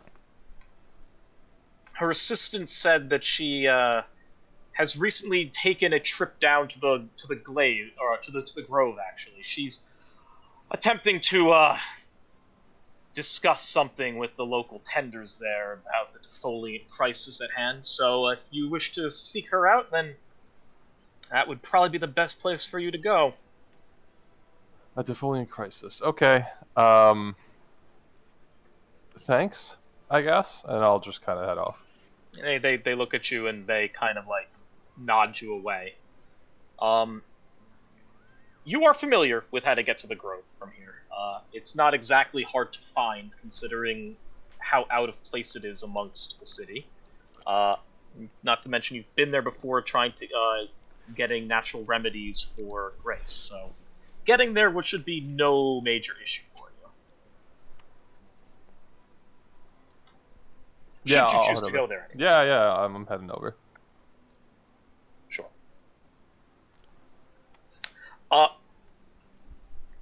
Joe, Shadel, Sturdy Bark, and Bagoosh. You let Bagoosh finish, right? Or do you how do you play out this this ogre eating? After all, there are tales that you never come between an ogre and its food. Frankie, do I recognize the wood this table's made out of? I haven't been to Akshay before. No, you absolutely wouldn't then. I snap off a piece and give it a taste. It tastes sour. Not bad, not bad. Okay, he just destroyed the furniture. We gotta get the hell out of here. Yeah, they're not going to take too kind of that. Shall we? I think we're gonna need your help, Sturdy Bark. I will pat Bagoosh on the back. I belch extremely loudly, slap my gut plate, and say, "Very good!" And then I get up. I feel like that's going to be the extent of... I feel like Sturdy Bark and Bagoosh are just going to have the understanding of, like, okay, it's time to do the thing, and... Yeah. So I'm gonna, once they stand up, I'm gonna kind of do a lap around Bagoosh, a lap around Sturdy Bark, say, "All right, follow me." And I've got Alley Cat, so I know kind of like the ins and outs of the city, how to like get from point A to point B. So judging by their size, I'm gonna pick the paths that they can reasonably take to get there without having a rough time. It's gonna be a little longer. Comment. Go ahead, Ollie. I don't understand that comment. Are you? This is just me being practical as a player. Oh, is that what we're calling it nowadays? Practical. You can appreciate the practicality. Shadel, go in front of me. I will bring up the rear again. And yeah, I guess we're gonna follow Joe. Yep. It takes you a bit longer to get where you need to go, considering this isn't the most direct route to take, accounting for your group size, that is. And practicality. As we're talking, as we're walking, I'll point out to Shadell pretty much every time I can. See, normally we would take that alleyway, and we're gonna have to skip that alleyway, we're gonna have to skip that road. But trust me, there's much faster ways about, but I don't want them getting stuck on anything. Completely understandable. Unfortunately, this is probably going to be a long-term problem. That's certainly interesting. And I mean, it's a kind of good problem to have if we're forced into big open areas, and any sort of scuffle is know you have someone's back. It's an interesting concept. I'm usually used to just slinking through the alleyways, and then if I get caught, it's a problem. If they get caught, I win. But no, you have an interesting crew. How did you come upon these two? Back is not exactly my favorite cut. It's a little too tough most of the time, you know. Oh, back of which animal? Yes. Just in general, I'm not that familiar with butchering, but it's good to know. I suppose it depends. A human mech is usually a little gamier than I like. Oh. Don't worry about the Augury. He was assigned to me by the Aether Chemist Guild. He's been working for them as a mercenary for a while. Now, Durden, oh. Is he talking about eating? I'm gonna whisper. Is he talking about eating people? Of course, he's an ogre. Right, I thought those were nightmares. Stories to give children nightmares. Don't worry, he can't eat us, so... He can eat me if I'm not careful. Well, you know, that's true, but, you know... I just, like, slowly crane my head around and just stare straight at Joe. I vanish on the spot and will move to the other side of Shadell and reappear and say, alright, I'm this way. Awareness check? I don't let him do that. I have the talent vanish, which lets that. I'm just gonna look at Bagoosh and say red leaf. I take a deep breath and I say, I love the smell of a new city. It's mostly fish and defoliant, so I don't know how you can like the smell. Actually, I have a quad breather, I don't even care. I've never sampled defoliant, I'll have to give it a try. Well, if we find that lost shipment, I guess we can sample a little bit, but it's apparently not very healthy. Turn to Bagoosh. You bloody idiot. You're always tasting it. It's in the air all over the place.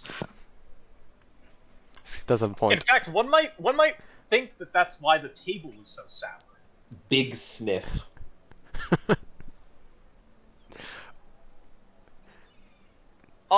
After a bit longer than you'd like in travel, you do come to where the grove is. You know it as Spire Route. Or rather, Joe, you know it as Spire Route. Gotcha. This is Spire Route. It's best to go ahead. Say what you will. I was just gonna say, I think we can just call up to them, and usually Red Leaf's the one that comes down. I think it might already be on the ground. There's a big tree right there. I'm gonna make a very weird noise to all of you. Like, no, you're all. Actually, I don't know if people have spent time with Sylvaneth. I'm gonna sing the song. Sing the song of my people. Wait, at live? In reality? No. Okay. It's Dirty Bear singing. Is he alright? You sing the song. Spire Route is best described as a large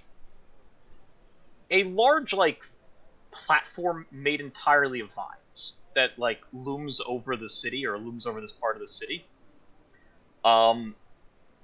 It sits above the defoliant generally, so where the defoliant will rest. So this is generally where you know, or at the very least, Joe, you know, and Loris would know that this is where the Sylvaneth tend to reside when they stay here on a more permanent basis.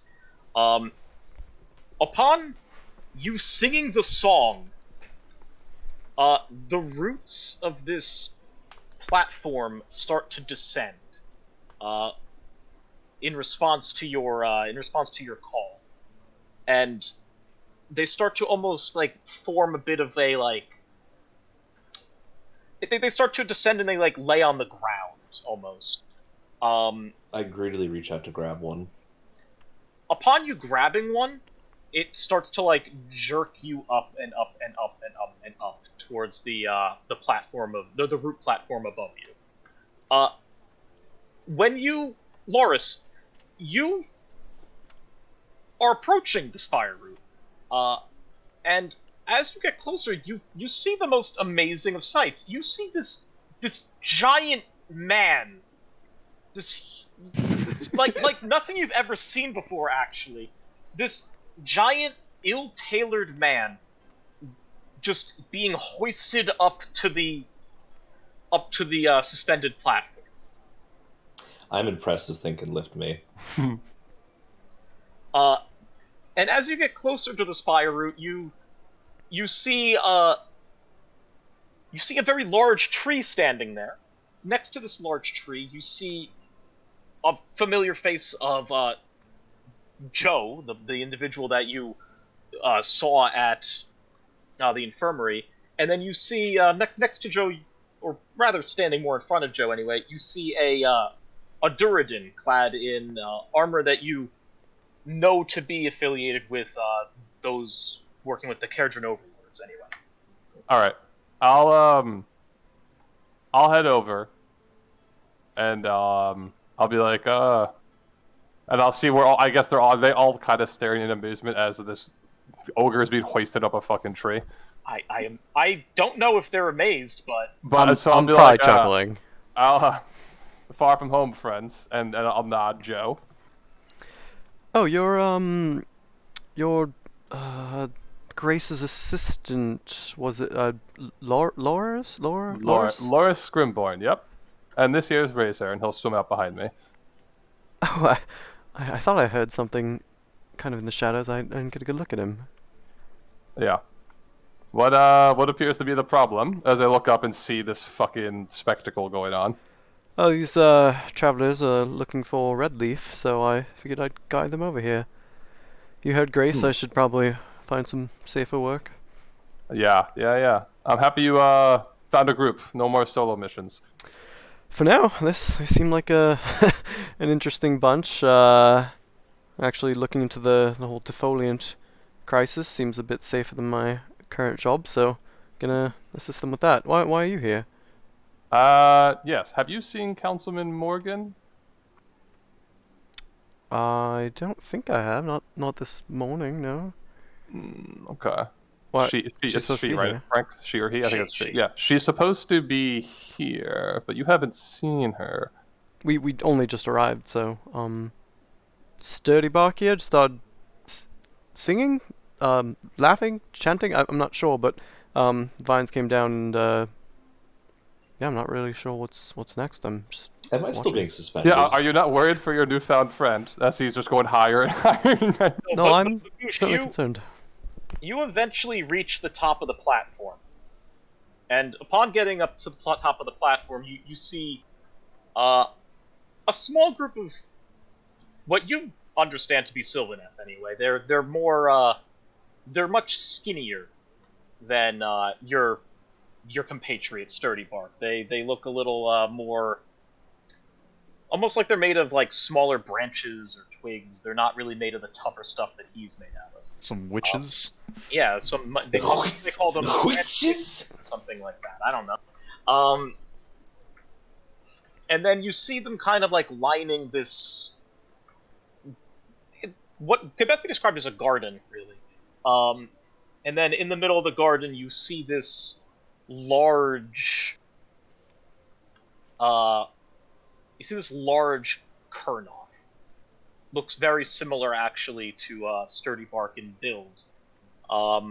And you see what looks like a human woman just kind of standing in front of this Kurnoth, talking to it. Yeah, that's what you see. The rest of you, there are still vines that are just dangling here. I'll go up and grab one. So as I look around, I just kind of reach into my bag and pull out something else to eat. Just kind of munch as I take in the sights.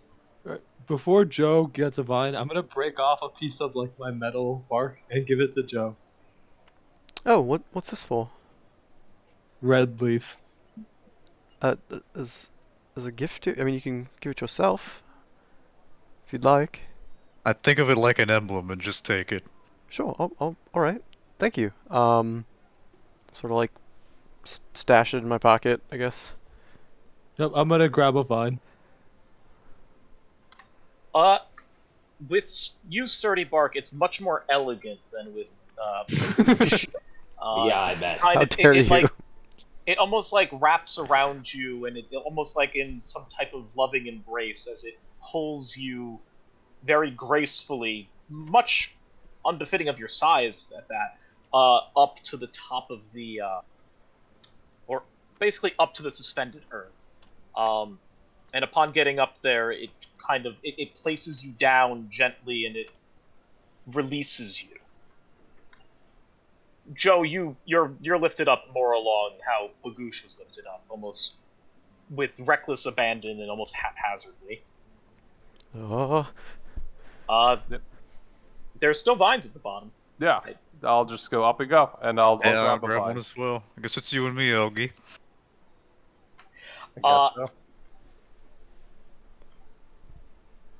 With both of you, it's much the same as with Bagoosh, but Shadel, it almost feels like it's very forceful. It's almost somewhat reckless in pulling you up, really rattling you a bit in within your armor and depositing you with what felt like quite a bit of force, unnecessary force at that.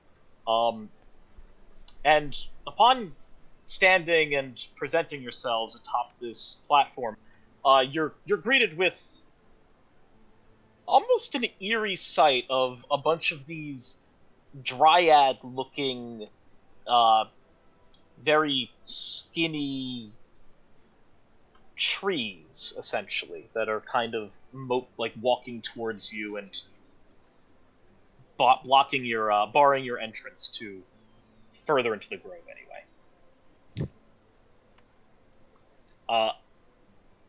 One of them steps out in front of the others and then looks across all of you and then looks at Sturdy Bark. Gets close to Sturdy Bark and kind of like looks up and says, "Business." Red leaf. It nods and then it looks at you. It looks at you again and the rest of your party and says, "Friends." I smile. I think about it for a moment and say, yes. It like turns around and then puts a like appendage out and then motions to follow it as the other branch witches kind of dissipate and go back to their areas of the spire route. It is very clear as you are following this branch witch that it is very clear who Redleaf is and what Redleaf is. Redleaf, much like Sturdy Bark, is a massive Kurnoth. With, unsurprisingly, red leaves. It seems as if Redleaf is the, I guess, guardian is best described, of this small patch of unfallowed earth here in Anvilgard. Talking with Redleaf is who Loris recognizes to be Councilwoman Morgan. As you approach, you can hear Morgan saying aloud saying not really much lower than a yell, as it appears she's rather frustrated. The following. She exclaims, "Now, Redleaf, I know that Alariel understands the necessity of the defoliant, and understands that... Who's drawing? It's me. Okay. Understands the necessity of the defoliant, and understands the defoliant is essentially required for life here in Anvilgard. But I have to just affirm that you understand that. Correct? I have to ask again. Did you have anything to do, not accusing you, but we're running out of leads here. Do you have anything to do with his disappearance? Redleaf slowly, lowers down to her level, or a little above her level. And then says, in a very monotone voice, no. And then kind of raises himself back up to his former height. With that, Morgan kind of looking frustrated, in her stance looking rather frustrated and taken aback, throws her hands up and says, "Okay then. Well, we have an understanding here that if you were not involved in its disappearance, that you would hopefully lend some assistance then, as you are," she kind of sighs, "somewhat of an honorary conclave member, considering how you represent your people here, despite you never wanting to come to any meetings or leave the Spire route.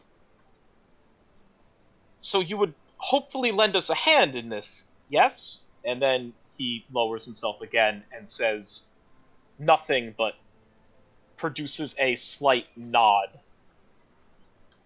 And then she says, "Okay, very good then. So that means I can trust that you'd be willing to devote some of your branch witches then to assisting us." To which he then shakes his head no. And then she throws her hands up in frustration and yells. I'm gonna knock on, when someone's trying to make their presence, I'm just gonna knock on a piece of wood nearby, so she knows I'm here, and be like, "Am I, You could knock on me. That's fine, I'll do that, and be like, Councilwoman?" She kind of turns around. She's not really standing up straight. She's kind of looking dejected, and she says, "Yes." You said I've had dealings with this person before, right, Frank? Yes. Seeing that she is dejected, Razor's gonna run up and flop on her belly in the sky for belly rubs, or his belly, like when a dog flips over, just floating there for bellies to cheer her up, or attempt to. She looks at your companion, and she kind of rolls her eyes a bit. I'll be like, "Okay, Razor, I'll do the neck thing. It's it's not working," and I'll run over. She kind of rolls her eyes a bit, and then she reaches out her finger and scratches its neck area, where that would be. She says, "Can I help you with something? I'm very busy right now." Yeah, I think you can, and then I'll explain whatever I was requested to get Frank, from Grace. Councilwoman Morgan looks at you and says, brings her hands to her forehead and furrows her brow and is "Admittedly, I respect your forwardness by seeking me out here, but I do not have any of my books or pads or any requisition notices on me, so you will have to follow me back to my office." Yeah, who are those elves outside your office? Oh, she looks at you and says, "They're the new guard on loan from one of the councilmen. They're doing their best, I'm sure." So she says, "You'll have to excuse me. I have to finish my business here first, and then I will escort you back to my office so we can get that job done." I'm gonna kind of walk up with just a big smile on my face. And so sorry to interrupt. Councilwoman Kassan, I don't think we've met. I'm Joe. I just wanted to inform you that these three wonderful travelers here are actually also seeking information about the defoliant. So perhaps this is an opportune timing where we're actually looking to assist, doing kind of the same thing. I've been just like steadily walking towards Redleaf while this is all been going on, like slowly. But okay. Upon hearing that you three are seeking to assist with the defoliant, her eyes like light up a bit, and she stands straight and proud. And you can finally now just get a good look at this individual beneath the sun. This is Councilwoman Morgan Kassan. She's fairly young. She's very serious looking, and she has darkish hair with what can obviously be seen as a couple streaks of gray hair in there, or pale, like whitish looking hair in there, which she would claim is because of the nonstop stress of helping to keep this town in order. She bears a scar across her face from, as she puts it during her stump speeches, back from the time when she lived down in the gutter and back when she had to forage for her own life and press on to become the councilwoman she is today. She looks upon all of you and says, so you're looking to assist us with finding the defoliant then? And it's probably about at this time that Sturdy Bark reaches her and I assume walks past her at this point. Yes, that is correct. With that, she's kind of taken aback, and she looks to the rest of the group afterwards.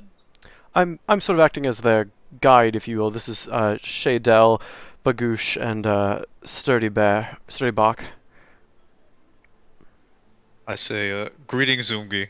Don't worry about the Sylvaneth, they don't really make much sense anyway. I'm now patting Redleaf's head. Redleaf is also patting your head. You just hear branches like slapping against each other. I keep imagining like Keeper of the Forest from Han every time I think exactly. I kind of been looking around while we're walking up to the counselor, or the council member, to see if anyone's hidden in the area. You don't see anything hidden. In fact, if you're when you say hidden, as in like people people hiding? Sneaking around, like someone hiding. Sure. In the area. The councilwoman notices this. It pretty much notices that you're kind of like looking around. You seem a little on edge, and she says, "Oh, don't worry. There's no other. This is as sacred of a place as you can get here in Anvilgard." She lets out a sigh. Upon hearing the loud singing in the background, she raises her voice. If you are not wanted here, they would have pushed you off by now. This goes for anyone, including myself, as she continues to raise her voice. It is very difficult for people to hide up here, as the trees have eyes, as she, lets out a chuckle. Well, you see, I was actually looking around to see if anyone was watching me outside of you guys. Oh. And then I pull out my heavy instruments, and I start looking around for gas deposits. I see. The only thing you really see around here is the fellow branch witches that are just kind of lining this grove. There's nothing really inspired. There's nothing really here that you would take notice of that you really have interest in. Just from a glance. And even then, these various branch witches are keeping tabs on you, close tabs on you, anyway. After seeing Shaydell with a spyglass looking around, Sturdy Branch singing, and an ogre drooling staring into space, I'm gonna be like, Joe, what are you doing, Joe? I figure act as a guide here, and not only one, maybe earn some drops, but I think I think this group can do some good. You don't see such eccentric folk just going around and not getting things done, do you? I bluntly interject real quick and say I don't think a sea elf should be calling anybody weird. I'm not saying you're weird. You're just an outsider. Oh, you're a sea elf. I didn't. Well, I guess I should have guessed. Yeah. Also, can I just say, Razor is delightful. Yeah, he's a cutie. And he can like run over and like fake bite you or something. Oh, you're too much. I'll be no, don't. He's gonna keep doing that. Okay. Don't encourage him. No, don't encourage him. I'll be like, so Joe, and I'll look at where my proverbial watch would be. About an hour ago, you were laid out on a stretcher in my infirmary, and now you're here with these. What's going on here? Look, there's one thing I'm good at. It's getting information and getting jobs done. So here I am. Okay. What do you? Be safe out there. I mean, I think they're a safe enough lot. I mean, also, what is Bagoosh like wielding? Like, does he have like a greatsword or something? Like, what is he? He had a flamberge.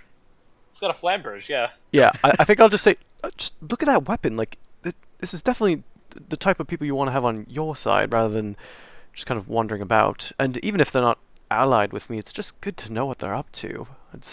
They're gonna make some kind of a scene in the next few days. Rather be a part of it and make sure it's something good than have them end up back at under Grace's care. Yeah, I guess. Hey, Ogre. It's Bagoosh.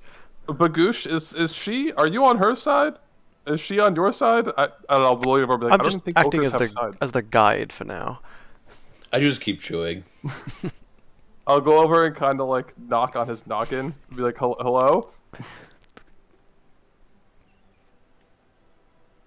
On Bagoosh's? Yes. Can you while reach? He's eating? Can you reach? Are you like standing or are you sitting? I am standing. He's in the air, I thought. You can knock on his. I'm gonna knock on your shin and be like, hello? Oh, what's all you said? What are you doing in this town? I'm eating. Fair enough. Trying to talk to him, he's following me. Oh, okay. He's the boss. He's the boss. All right. I love that the dwarf is the face of the party.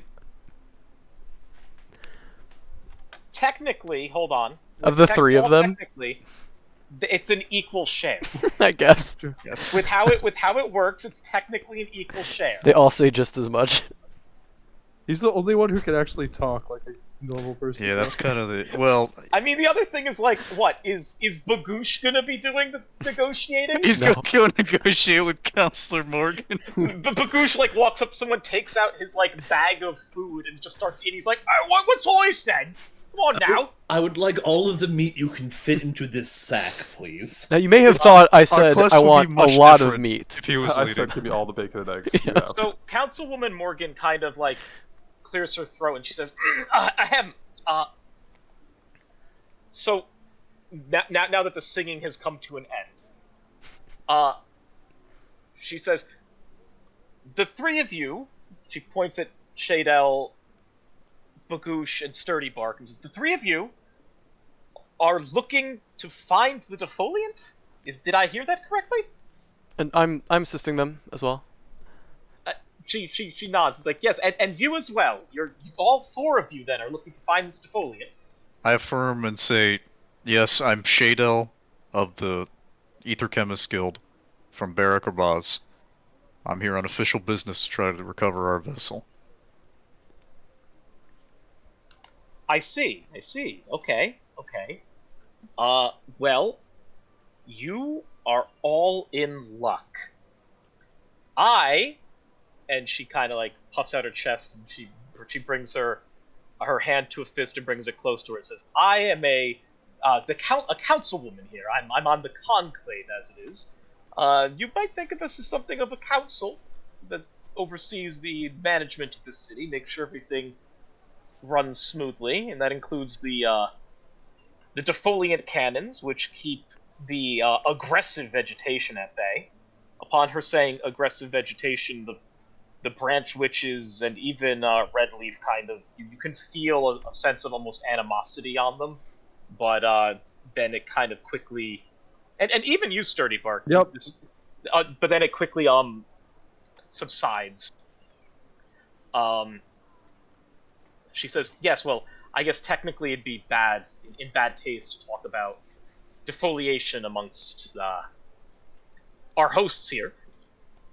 But nevertheless, it's something that needs to be done in order to keep safe the citizens of Anvilgard, and it is something that we have come to an agreement on with their mistress, Lady Alariel. So it's something that, at the very least, she said that she would lend aid with, and that's why I'm here trying to convince Redleaf to lend some branch witches to aid. Though, as you saw coming in, I think that might be a bit harder than I expected. So it's almost serendipitous, actually, that you worthy individuals. She takes a deep breath in when she says that. You courageous individuals show up here and now. It's almost like the God King himself sent you. So would you care to perhaps assist me in this endeavor? And I'm sure we can make it worth your while.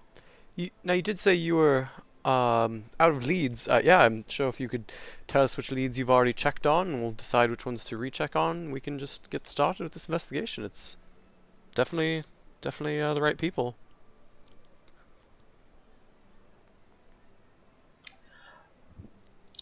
Right, well, the best place I think you can be checking in on would be the Ironweld Arsenal, actually. They're the ones who are seeking to always improve the defoliant. After all, less is more, correct? So if they've been seeking to improve it so we can use less within our cannons and hopefully not have to rely too heavily on trading for more materials to make it. So, make it more efficient and all that. The Ironwood Arsenal, responsible for its creation as well as its shipping and dealing with its use.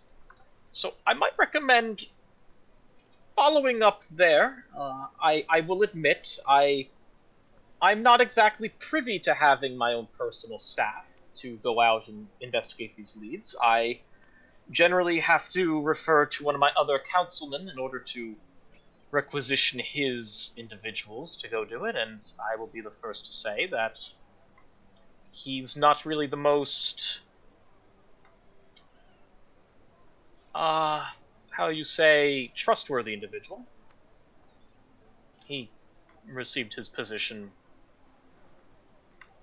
because of the secrets he knows, not so much the people he knows, if that makes sense. Would you mind telling us who that is? We won't share it, of course, but just be good to know.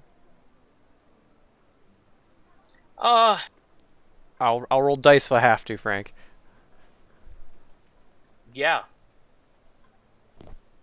Is there like a persuasion stand-in? There's guile, and so yeah, roll me a guile. To be fair, this one would probably be easy. Somebody remind me what advantage is? Because it's I have advantage on post checks when attempting to persuade, deceive, or seduce others. Oh, I forget what it is. It's fuck me. Does it lower the? I think it might lower one of the numbers. I think it does lower the difficulty number. I think that's what it was. I'm pretty sure disadvantages raise it by 1. Advantages lower by 1. Gonna learn some rules. Rules. Test difficulty. Advantage. Page 126. 26. When 2 characters as opposed to. Yeah, that's what it is. That's what it is. Extreme circumstances might do it by 2, but I don't know what the extreme circumstances will be, and that's not what it says in the talent anyway, right? So it might just be no roll required at this point, but. Yeah, I mean, if it's a 2-1 test and you reduce it by 1, then yeah. Or I mean, if it's a 2-1 or 2 difficulty.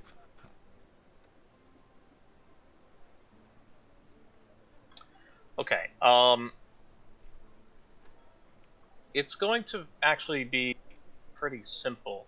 This is going to be a. This is going to be a 4-1.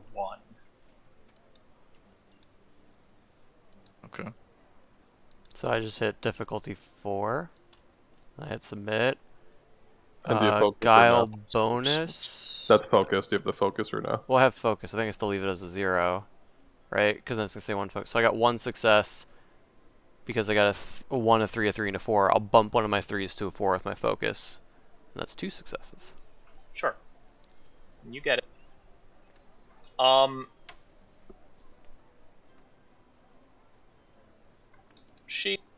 She looks at you and she says, well,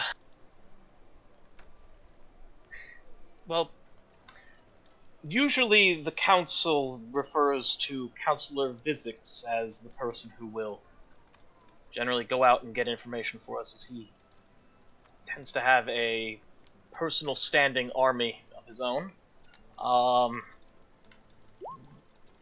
She looks over at you, Loris, and says, "Those are the individuals who are guarding the council chambers anyway. Though they're amongst his those on his retainer. So he's generally the one who will go out and deal with problems for us and solve problems for us." But she looks over at you all again and says, "Between you and me, I don't really. It's not that I don't trust my fellow councilmen. It's that. How familiar are all of you with the city?" She looks over. She looks past Joe and Laura's and says, "Besides you two, how familiar are the other three of you with the city?" To be frank, we're pretty new here. We're following Joe for that reason. I see. I can best describe this city as one of the wonders of the 8 realms. In that somehow, some way, things stay together for as long as they have. This city is marred with some unsavory types. I think if you were to ask either Joe here or Loris about that, either of them will be able to tell you about various pirates and covens, and especially the black scale coil that exists here, the various groups of ill repute that we have to deal with on a daily basis. But admittedly, generally they tend to work more with us than against us on most days, as long as we stay out of their business.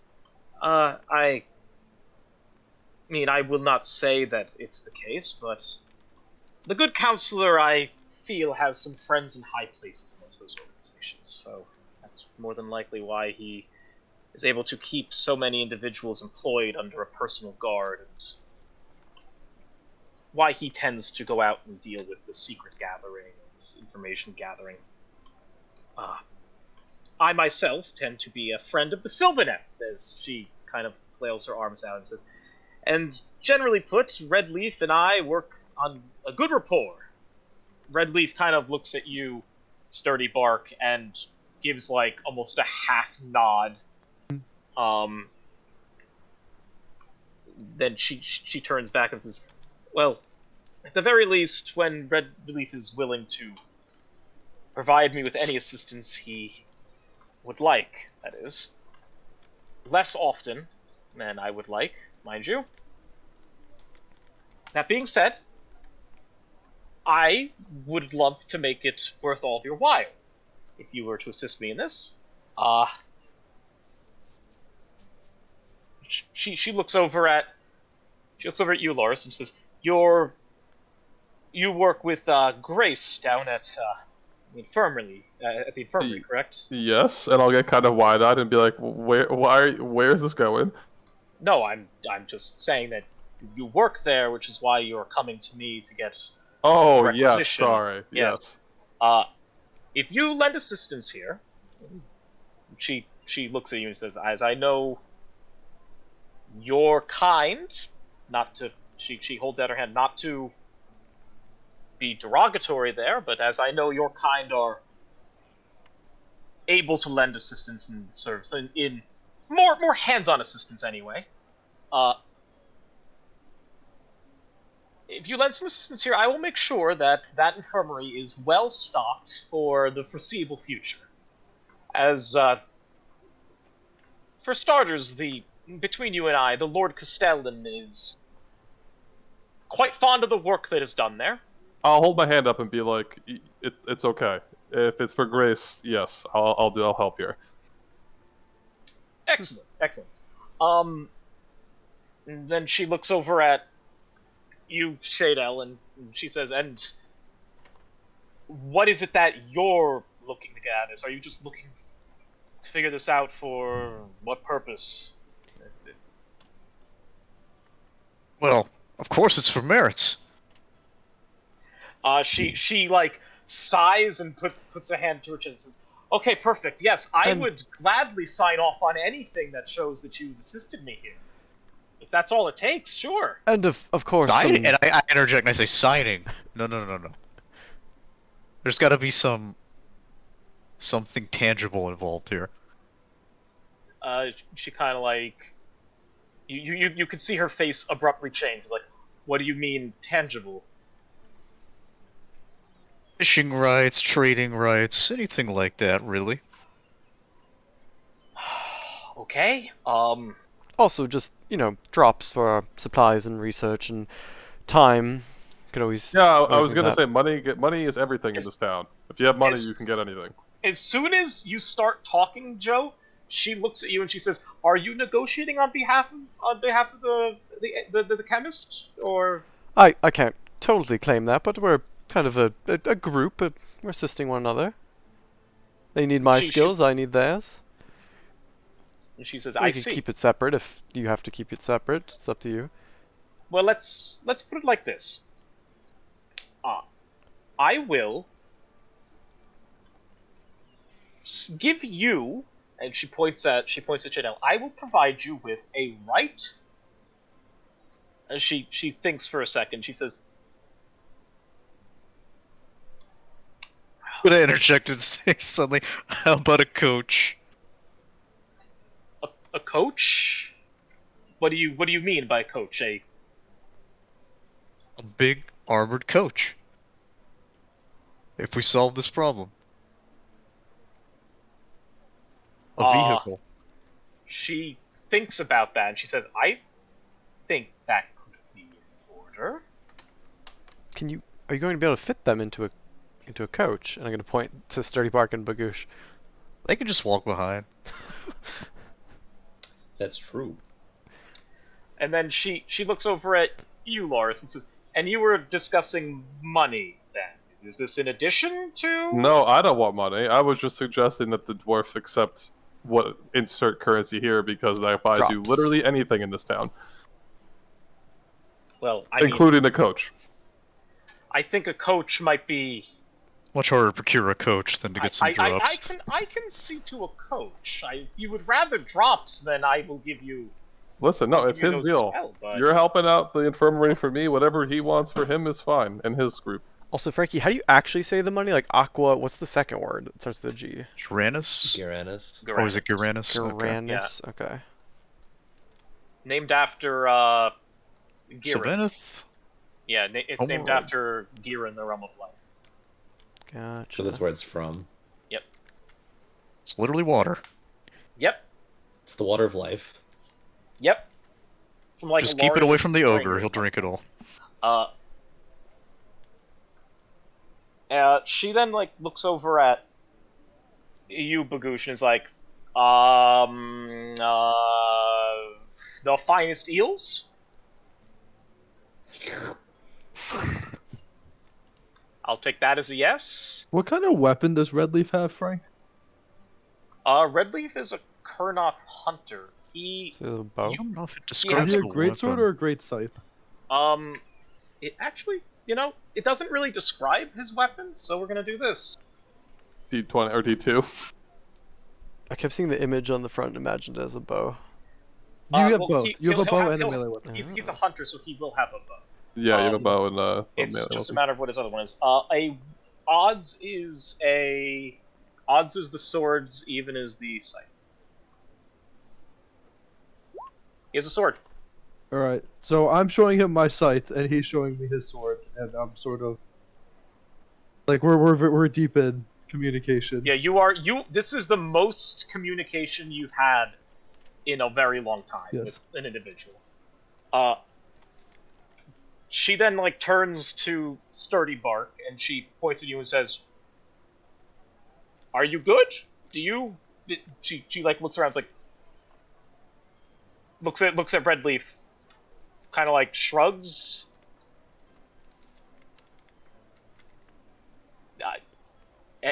Are you interested in anything? I'm just gonna look at her, and I'm gonna look at Red Leaf. Does he do anything? Red Leaf also looks at her. We're both just looking at her. She turns away and then looks at Joe and says, "And I assume everything we've discussed so far would include you involved in this, yes?" That's true. Okay, Here to help. excellent. Yes, sounds very good. Okay, well, I think we have reached an accord here. Might I ask... She points at Shadel. Might I ask how you came about being with a Kurnoth and an ogre? Well, believe it or not, the three of us are in a binding. Oh, upon hearing that, her eyes kind of light up. She's like, "Oh. Oh, I see. Okay. And then she looks around, she's like, and she points at Joe, and what about her? Is she with your binding? No, I'm just a useful guide here to assist. I think I'll win her over. Okay. I can see this is. And then she points at you, Loris, and is like, "And are you with this group? I know you're. I didn't yeah. think you were much." I am, and by yes, I mean no. I met them about 10 minutes ago, on the way up. I see. Loris, is that hook of yours just for show? Or is that a weapon? I'll giggle and be like, I'll show you later, but that's a big no, Fred. Then maybe you'd like to come along. Well, yeah, I am coming along. Grace, this is gonna help Grace's infirmary. Excellent. This is all very good. She looks down at you, Shadel, and says, "So, is this are we in the business of expanding this binding, or are you?" Yeah, I don't think 3 is going to be enough for this kind of task. I have a feeling it's going to be a lot more monumental than that. And then she looks up at Joe and says, "Is this something you're interested in?" As a glint comes across her eye.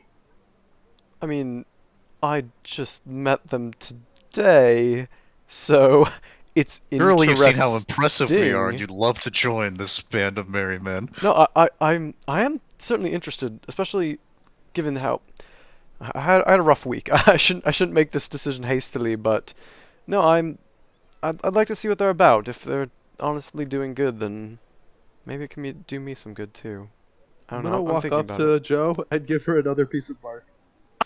Oh, thank you, Sturdy. I guess think he likes you. Put this. I like him too. He's got a lovely beard. And I'll put it in my other pocket. Now I have one in each pocket. And then I'm gonna. Aloris has a hook. Are you carrying your hook? Yeah, it's on the end of my weapon. So it's... All right, I'm gonna show you my scythe, which is 10 feet tall, and made out of black wood, and has bits of metal in it.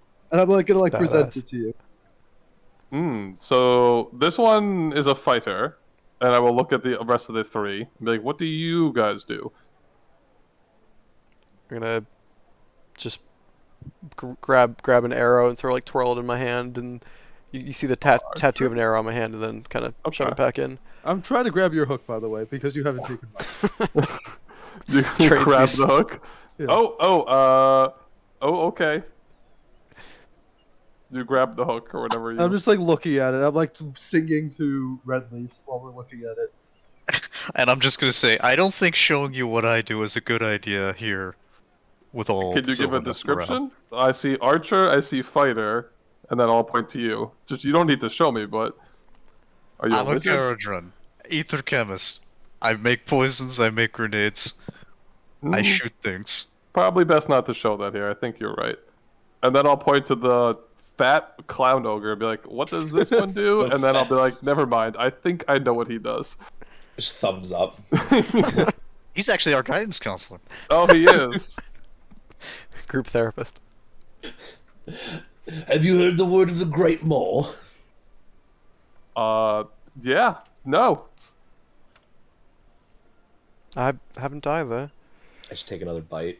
Well, I'm gonna give you your hook back. The counselor is just given the suggestion, but we don't actually know anything about what you do. Oh,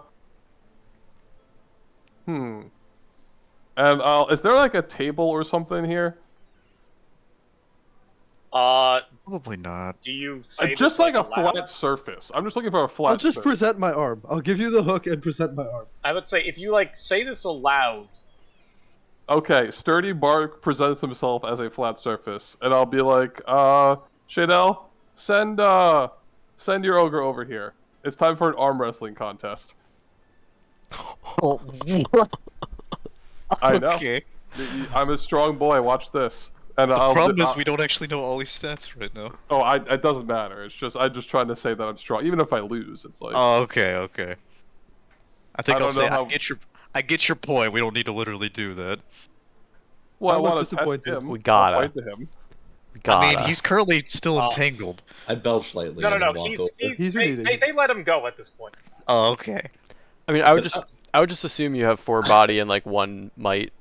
But I have mine. I wave him over. I mean, he could technically go for 5 if he wanted to. I have 5 body. 5 body, Jesus. Are Yeah. you 5? Are you 5'1"1"? He's probably I'm 5. 5'1". Yeah, that is what this archetype does. Oh my god. I had a feeling that was gonna be the Let's case. do a contested something. I don't know. Do you have how any this might? works. It would be might, right? Might, I would think. Yeah. I have no might. I don't even know if Ali has stats in. I don't have might. Okay, so how do we do this? Neither of us have any four. points in training or focus. So I mean, you'll have 5 body, so he rolls 5 dice. When You roll 2 4, characters right? are in direct opposition, the GM calls for an opposed test. Opposed tests are used when a character is trying to get the better of another character, like sneaking past the guard, blah, blah, blah. When 2 characters take part in opposed tests, they both try to meet or exceed a DN determined by the GM, with whoever achieves the most successes winning the test. The default DN of an opposed test is 4-1, though this can change if the circumstances benefit or hinder one party or another. I was about to say I have on my cheat sheet here opposed test default. Nice. 4-1. So, yeah, this would be a 4-1 if you're gonna arm wrestle. Okay, so you just click. If you just click on body, might. It should roll it Oh. for you. Or well, yeah, we can just click on might because we Yeah. both have 0 anyway. Might, the DN is 4. Yeah. Yep, it's a 4-1. So Ollie got 1 success with a 5. Oh my You got 2 god. successes with Oh my goodness. So I Glaz. imagine the what we see here is Redleaf, upon seeing what's going on, kind of like twirls his bark fingers around, and then like a bunch of vines come up to create a flat surface, and then you both take a position here. Wait, Laris would also need like a step stool. Bagoosh or Bagoosh, you have to go on his knees. Bagoosh has something in his mouth, I imagine. Oh, I and do. is just like eating. Well, that's how we flavored the loss. Is halfway Right. through he gets It's- distracted by food. It's fine. Exactly. I lie on my side, therefore we're at the same height. And then you arm wrestle, resulting in Bagoosh's loss. Right, I'll notice he gets distracted by food halfway through. I'll be like, whew, you're a strong one, boy. I just look at it as simple as. Alright. I'm in, friends. The councilwoman looks around and is like, Good, excellent, very good. So it's very clear then that, according to, she points at Joe, that you don't wish to extend this binding, then. You want to wait on this. Am I correct? You seem to be implying something, or... No, I'm trying to get you to do it because there's a lot of advantages. I've worked with people in the past who have been a part of a soulbind, and let me just say, it's have they talked about how you can't die of old age yet? No, they haven't. It's interesting. It's just I shouldn't make such a crazy decision on a whim. You know what? Hold on. She looks at you and I pull out a set of dice. I roll them. Oh my god. I look at the result, and I turn to Shadell and I say, "I'm in." Good choice, Les. And then she looks over at you. Now she looks over at you, Loris, and says, "Now I understand that you are bound in another way to Grace and her infirmary, but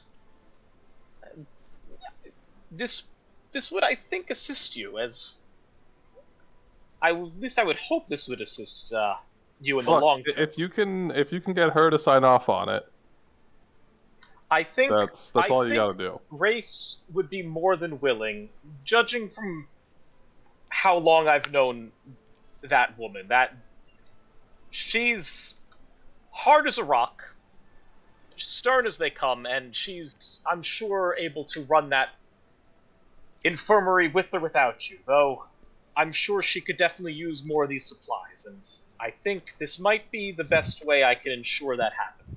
I mean, we can just go talk to her, right? See what she thinks.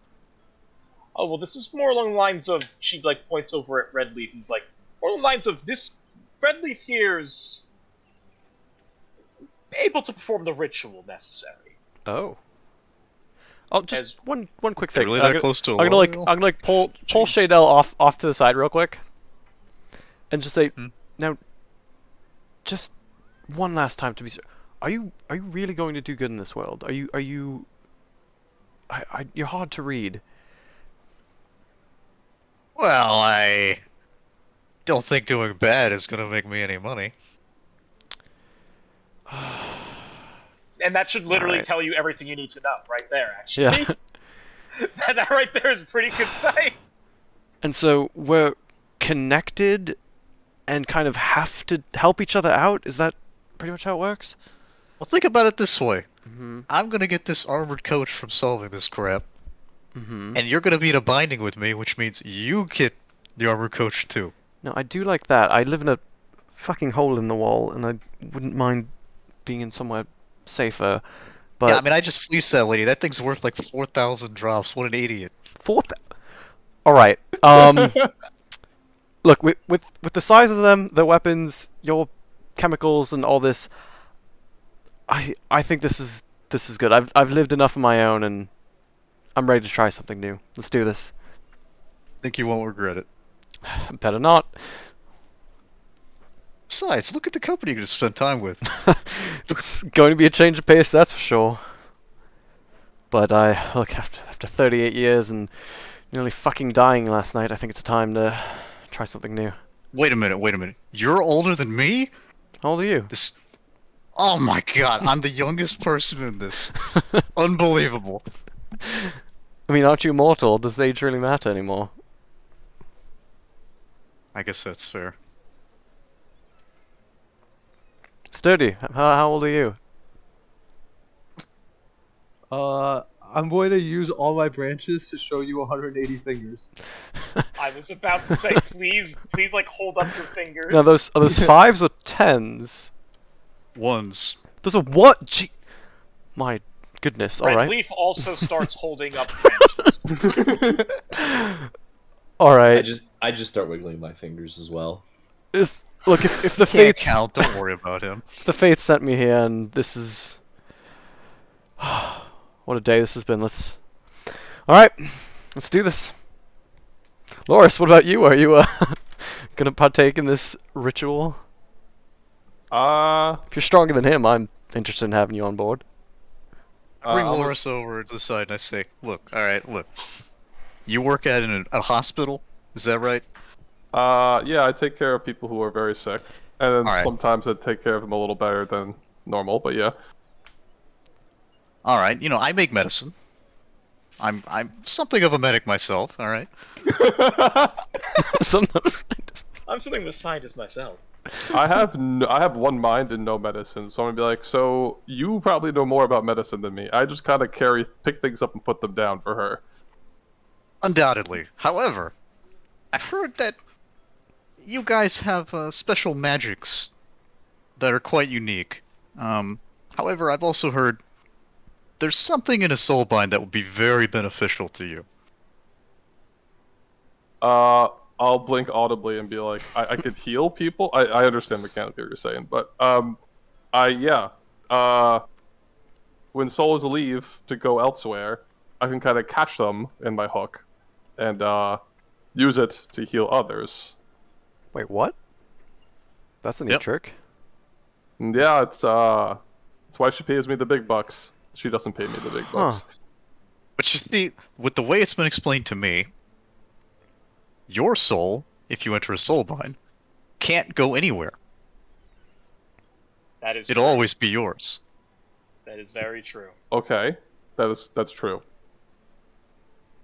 Even for sea elves. Trying to recruit you. The councilman looks at you. He's like, Master Shade L here is speaking the truth. Yes, that is accurate. I'm gonna like blink audibly again and be like, I said I'm in as long as Grace approves. You don't need to convince me. I'm sure Grace will approve. I'm positive. I guess we're just adding another idiot to the group. All right, I said I was in an hour ago, and you pulled me aside. If you want, we can walk there right now. I mean, narratively, my character would, but there's no shot. It's getting late. We could just say, like, and then Loris walks over there, has a talk with Grace, and comes back. Well, we're waiting, I guess. I look like the kid who doesn't want to leave after the play date, you know? They're just like, I'd probably go anyway, so we're waiting. I would probably go sit, like, legs dangling kind of off the side and just enjoy the, like, fresh air. We can say exactly that, or we can just do that next time. But I was hoping to be able to get the Soulbind done today. Yeah. I guess, Tommy, the question is, do you want to RP chatting with Grace, or do you want a handwave chatting with Grace? No, it could be a handwave, man. As long as she's like, yeah, you've been a good boy. Good luck out there. And I'll be like, yeah, I'm doing this. What was my part at the end of the deal? A councilman's going to take care of the infirmary or something? For the foreseeable future, yeah. The councilwoman will make sure that the infirmary gets whatever it needs. Frank, is there some way for me to contact Grace on the road, or is that not a thing that exists in this world? You can say no. I don't know anything about the magic. Unless you had a mage of some kind, I don't think so. There's artifice that can do it, but it's on the pricier point. You want to buy a cell phone? I don't know enough about what's like common in this world. You can. Do you bring this up with her? Well, I'll be like, yeah. I mean, I've kind of been working here, and I'll hold up my fingers basically forever, and yeah, it's gonna be kind of weird. She says, okay. I will let you. I will fashion a way. I'm sure I can go into the library at the council, at the conclave center, and or the conclave chambers, and I can find something that can assist you in that, if it will alleviate any concern you might have. How about that? I will go into the library, and I'll delve in and figure out if there's any type of artifice that we might be able to get our hands on. After all, everything comes in and out of Vanguard. I'm sure something might fall off the back of a ship that we can use. Yep, especially in this town. Exactly. Okay. Imagine Tommy not being able to call mom or dad. Dude, you gotta, like, what the fuck? She clasps her hands together and then like walks over to Redleaf and is like, you can perform this, right? Right? And Redleaf kind of like nods very slowly, and then kind of like puts his hand to the ground, and then vines start like pushing all of you together towards him. And then he doesn't really do that to you, Sturdy Bark. He just kind of like looks at you, and you just kind of know. You think if I like snap off a little piece, he'd like notice? He probably would notice. Oh, he disrupts the ritual. We all instantly die. I'm gonna damn ogre. look to Sturdy Bark and like make eye contact and give a nod, and then look to Bagoosh, make eye contact and give a nod. And Redleaf. I'm still eating. Once you're all in the proper position, Redleaf starts to sing, kind of like how Sturdy Bark was singing before, and then suddenly you hear all of the branch witches around you start like walking towards you, and they also start like singing in this weird, almost like guttural moan, almost. It's not really that appealing to the ears, but Sturdy Bark is like, it's pretty good. And then suddenly, all 5 of you feel an immense pain. Okay, sure.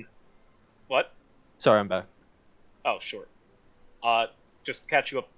They kind of like push you all together. You walk willingly, and Redleaf is performing the necessary ritual to present a bind or to prepare a binding. Yep. He's singing. The branch witches are singing. Everyone's like, "Oh, this is awful to hear," and you're like, "Pretty cool. I like it. It's nice music. Tree music. I like it." It's not. And then suddenly you all start feeling immense pain. Shadel, Sturdy Bark, and Bagoosh, you all remember this feeling when you were bound together for the first time. Loris and Joe, you both, this is like the worst pain you felt. Like, Joe, you've been shot with arrows before, and this is worse than that. Yeah, I'm probably screaming. And then, just like that, as soon as it began, it ends. And the branch witches just start, like, they start, like, rustling. And Redleaf is kind of just, like, steps back and, like, gives a nod. And the councilwoman looks at all of you and is like, "Alright, there, that wasn't so bad, was it? It's awful. No, I'm sure it can't be that awful. I've heard nothing but good things. Anyway, what was it? I told you that the best place to investigate would probably be the Ironworld Arsenal. So, she looks over at you, Joe, and says, "You know where best to go, correct? You know how to get there? Certainly. Okay, excellent. And I guess the best way you can get in contact with me going forward is to just come by the Conclave building. I will be sure to notify my page and let them know that if you come by, they are to let you in regardless of whether or not I'm there. That way, at the very least, I will be able to find you, or I will be notified as to when you're there, and I'll come in post-haste. Right, at the very least, I can wish you good luck, and I hope to see you all again very soon. And hopefully with my defoliants, or rather the city's defoliants. One thing we could use your help for is, do you have any place large enough for them to stay? And pointing to Sturdy Bear and Bagoosh. I mean, normally I guide everyone to the Beached Mermaid, but I don't think Bagoosh can fit inside. I'm gonna say, he could. Sturdy Bar could probably stay here, honestly. Right? And then when the playdate becomes a sleepover. Yeah, I was gonna say. Bagoosh! There's a Dwarven Inn I know of. They're used to having... Let's just say they're used to having ogres there. They're gonna have high enough ceilings for them, so we could stay there. Alright.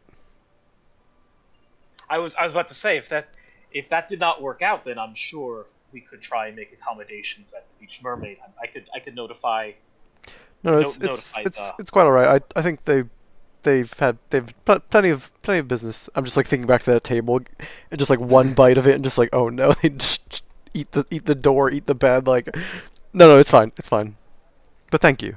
Perfect, perfect. Well, it's good to see that you're all being proactive and figured out your own accommodations. Excellent. I must be getting back to the conclave chambers. We are going to be having a session soon, and I cannot wait to bring this to order. All right, well, thank you all. I appreciate the work you're going to be doing for us, and I think this will be a very beneficial business relationship at the very least. So, yes, take care. Goodbye, as she starts walking towards the edge of the platform, and she kind of just like Charlie, stands goodbye. there. Oh wait, do I have what she offered in writing? No, Because she said she didn't have any of her writing materials. Remember?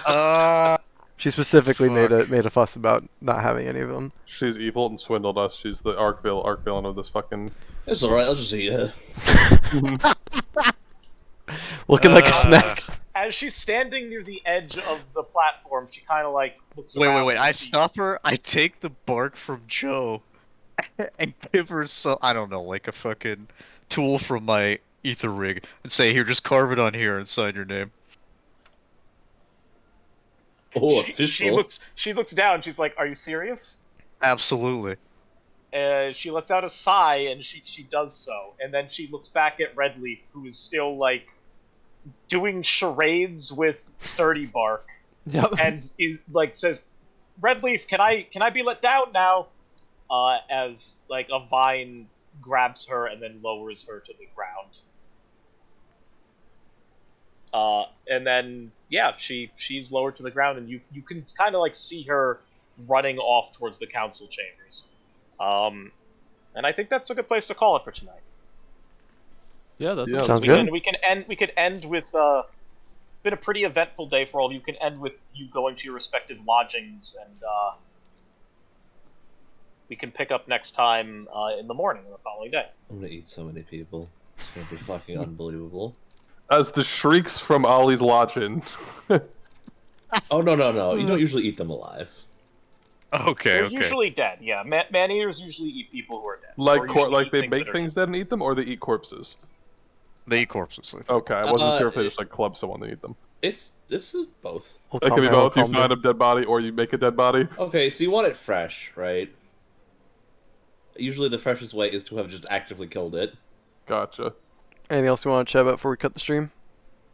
I don't think so. All right, bye Twitch. Oh, it's not really important.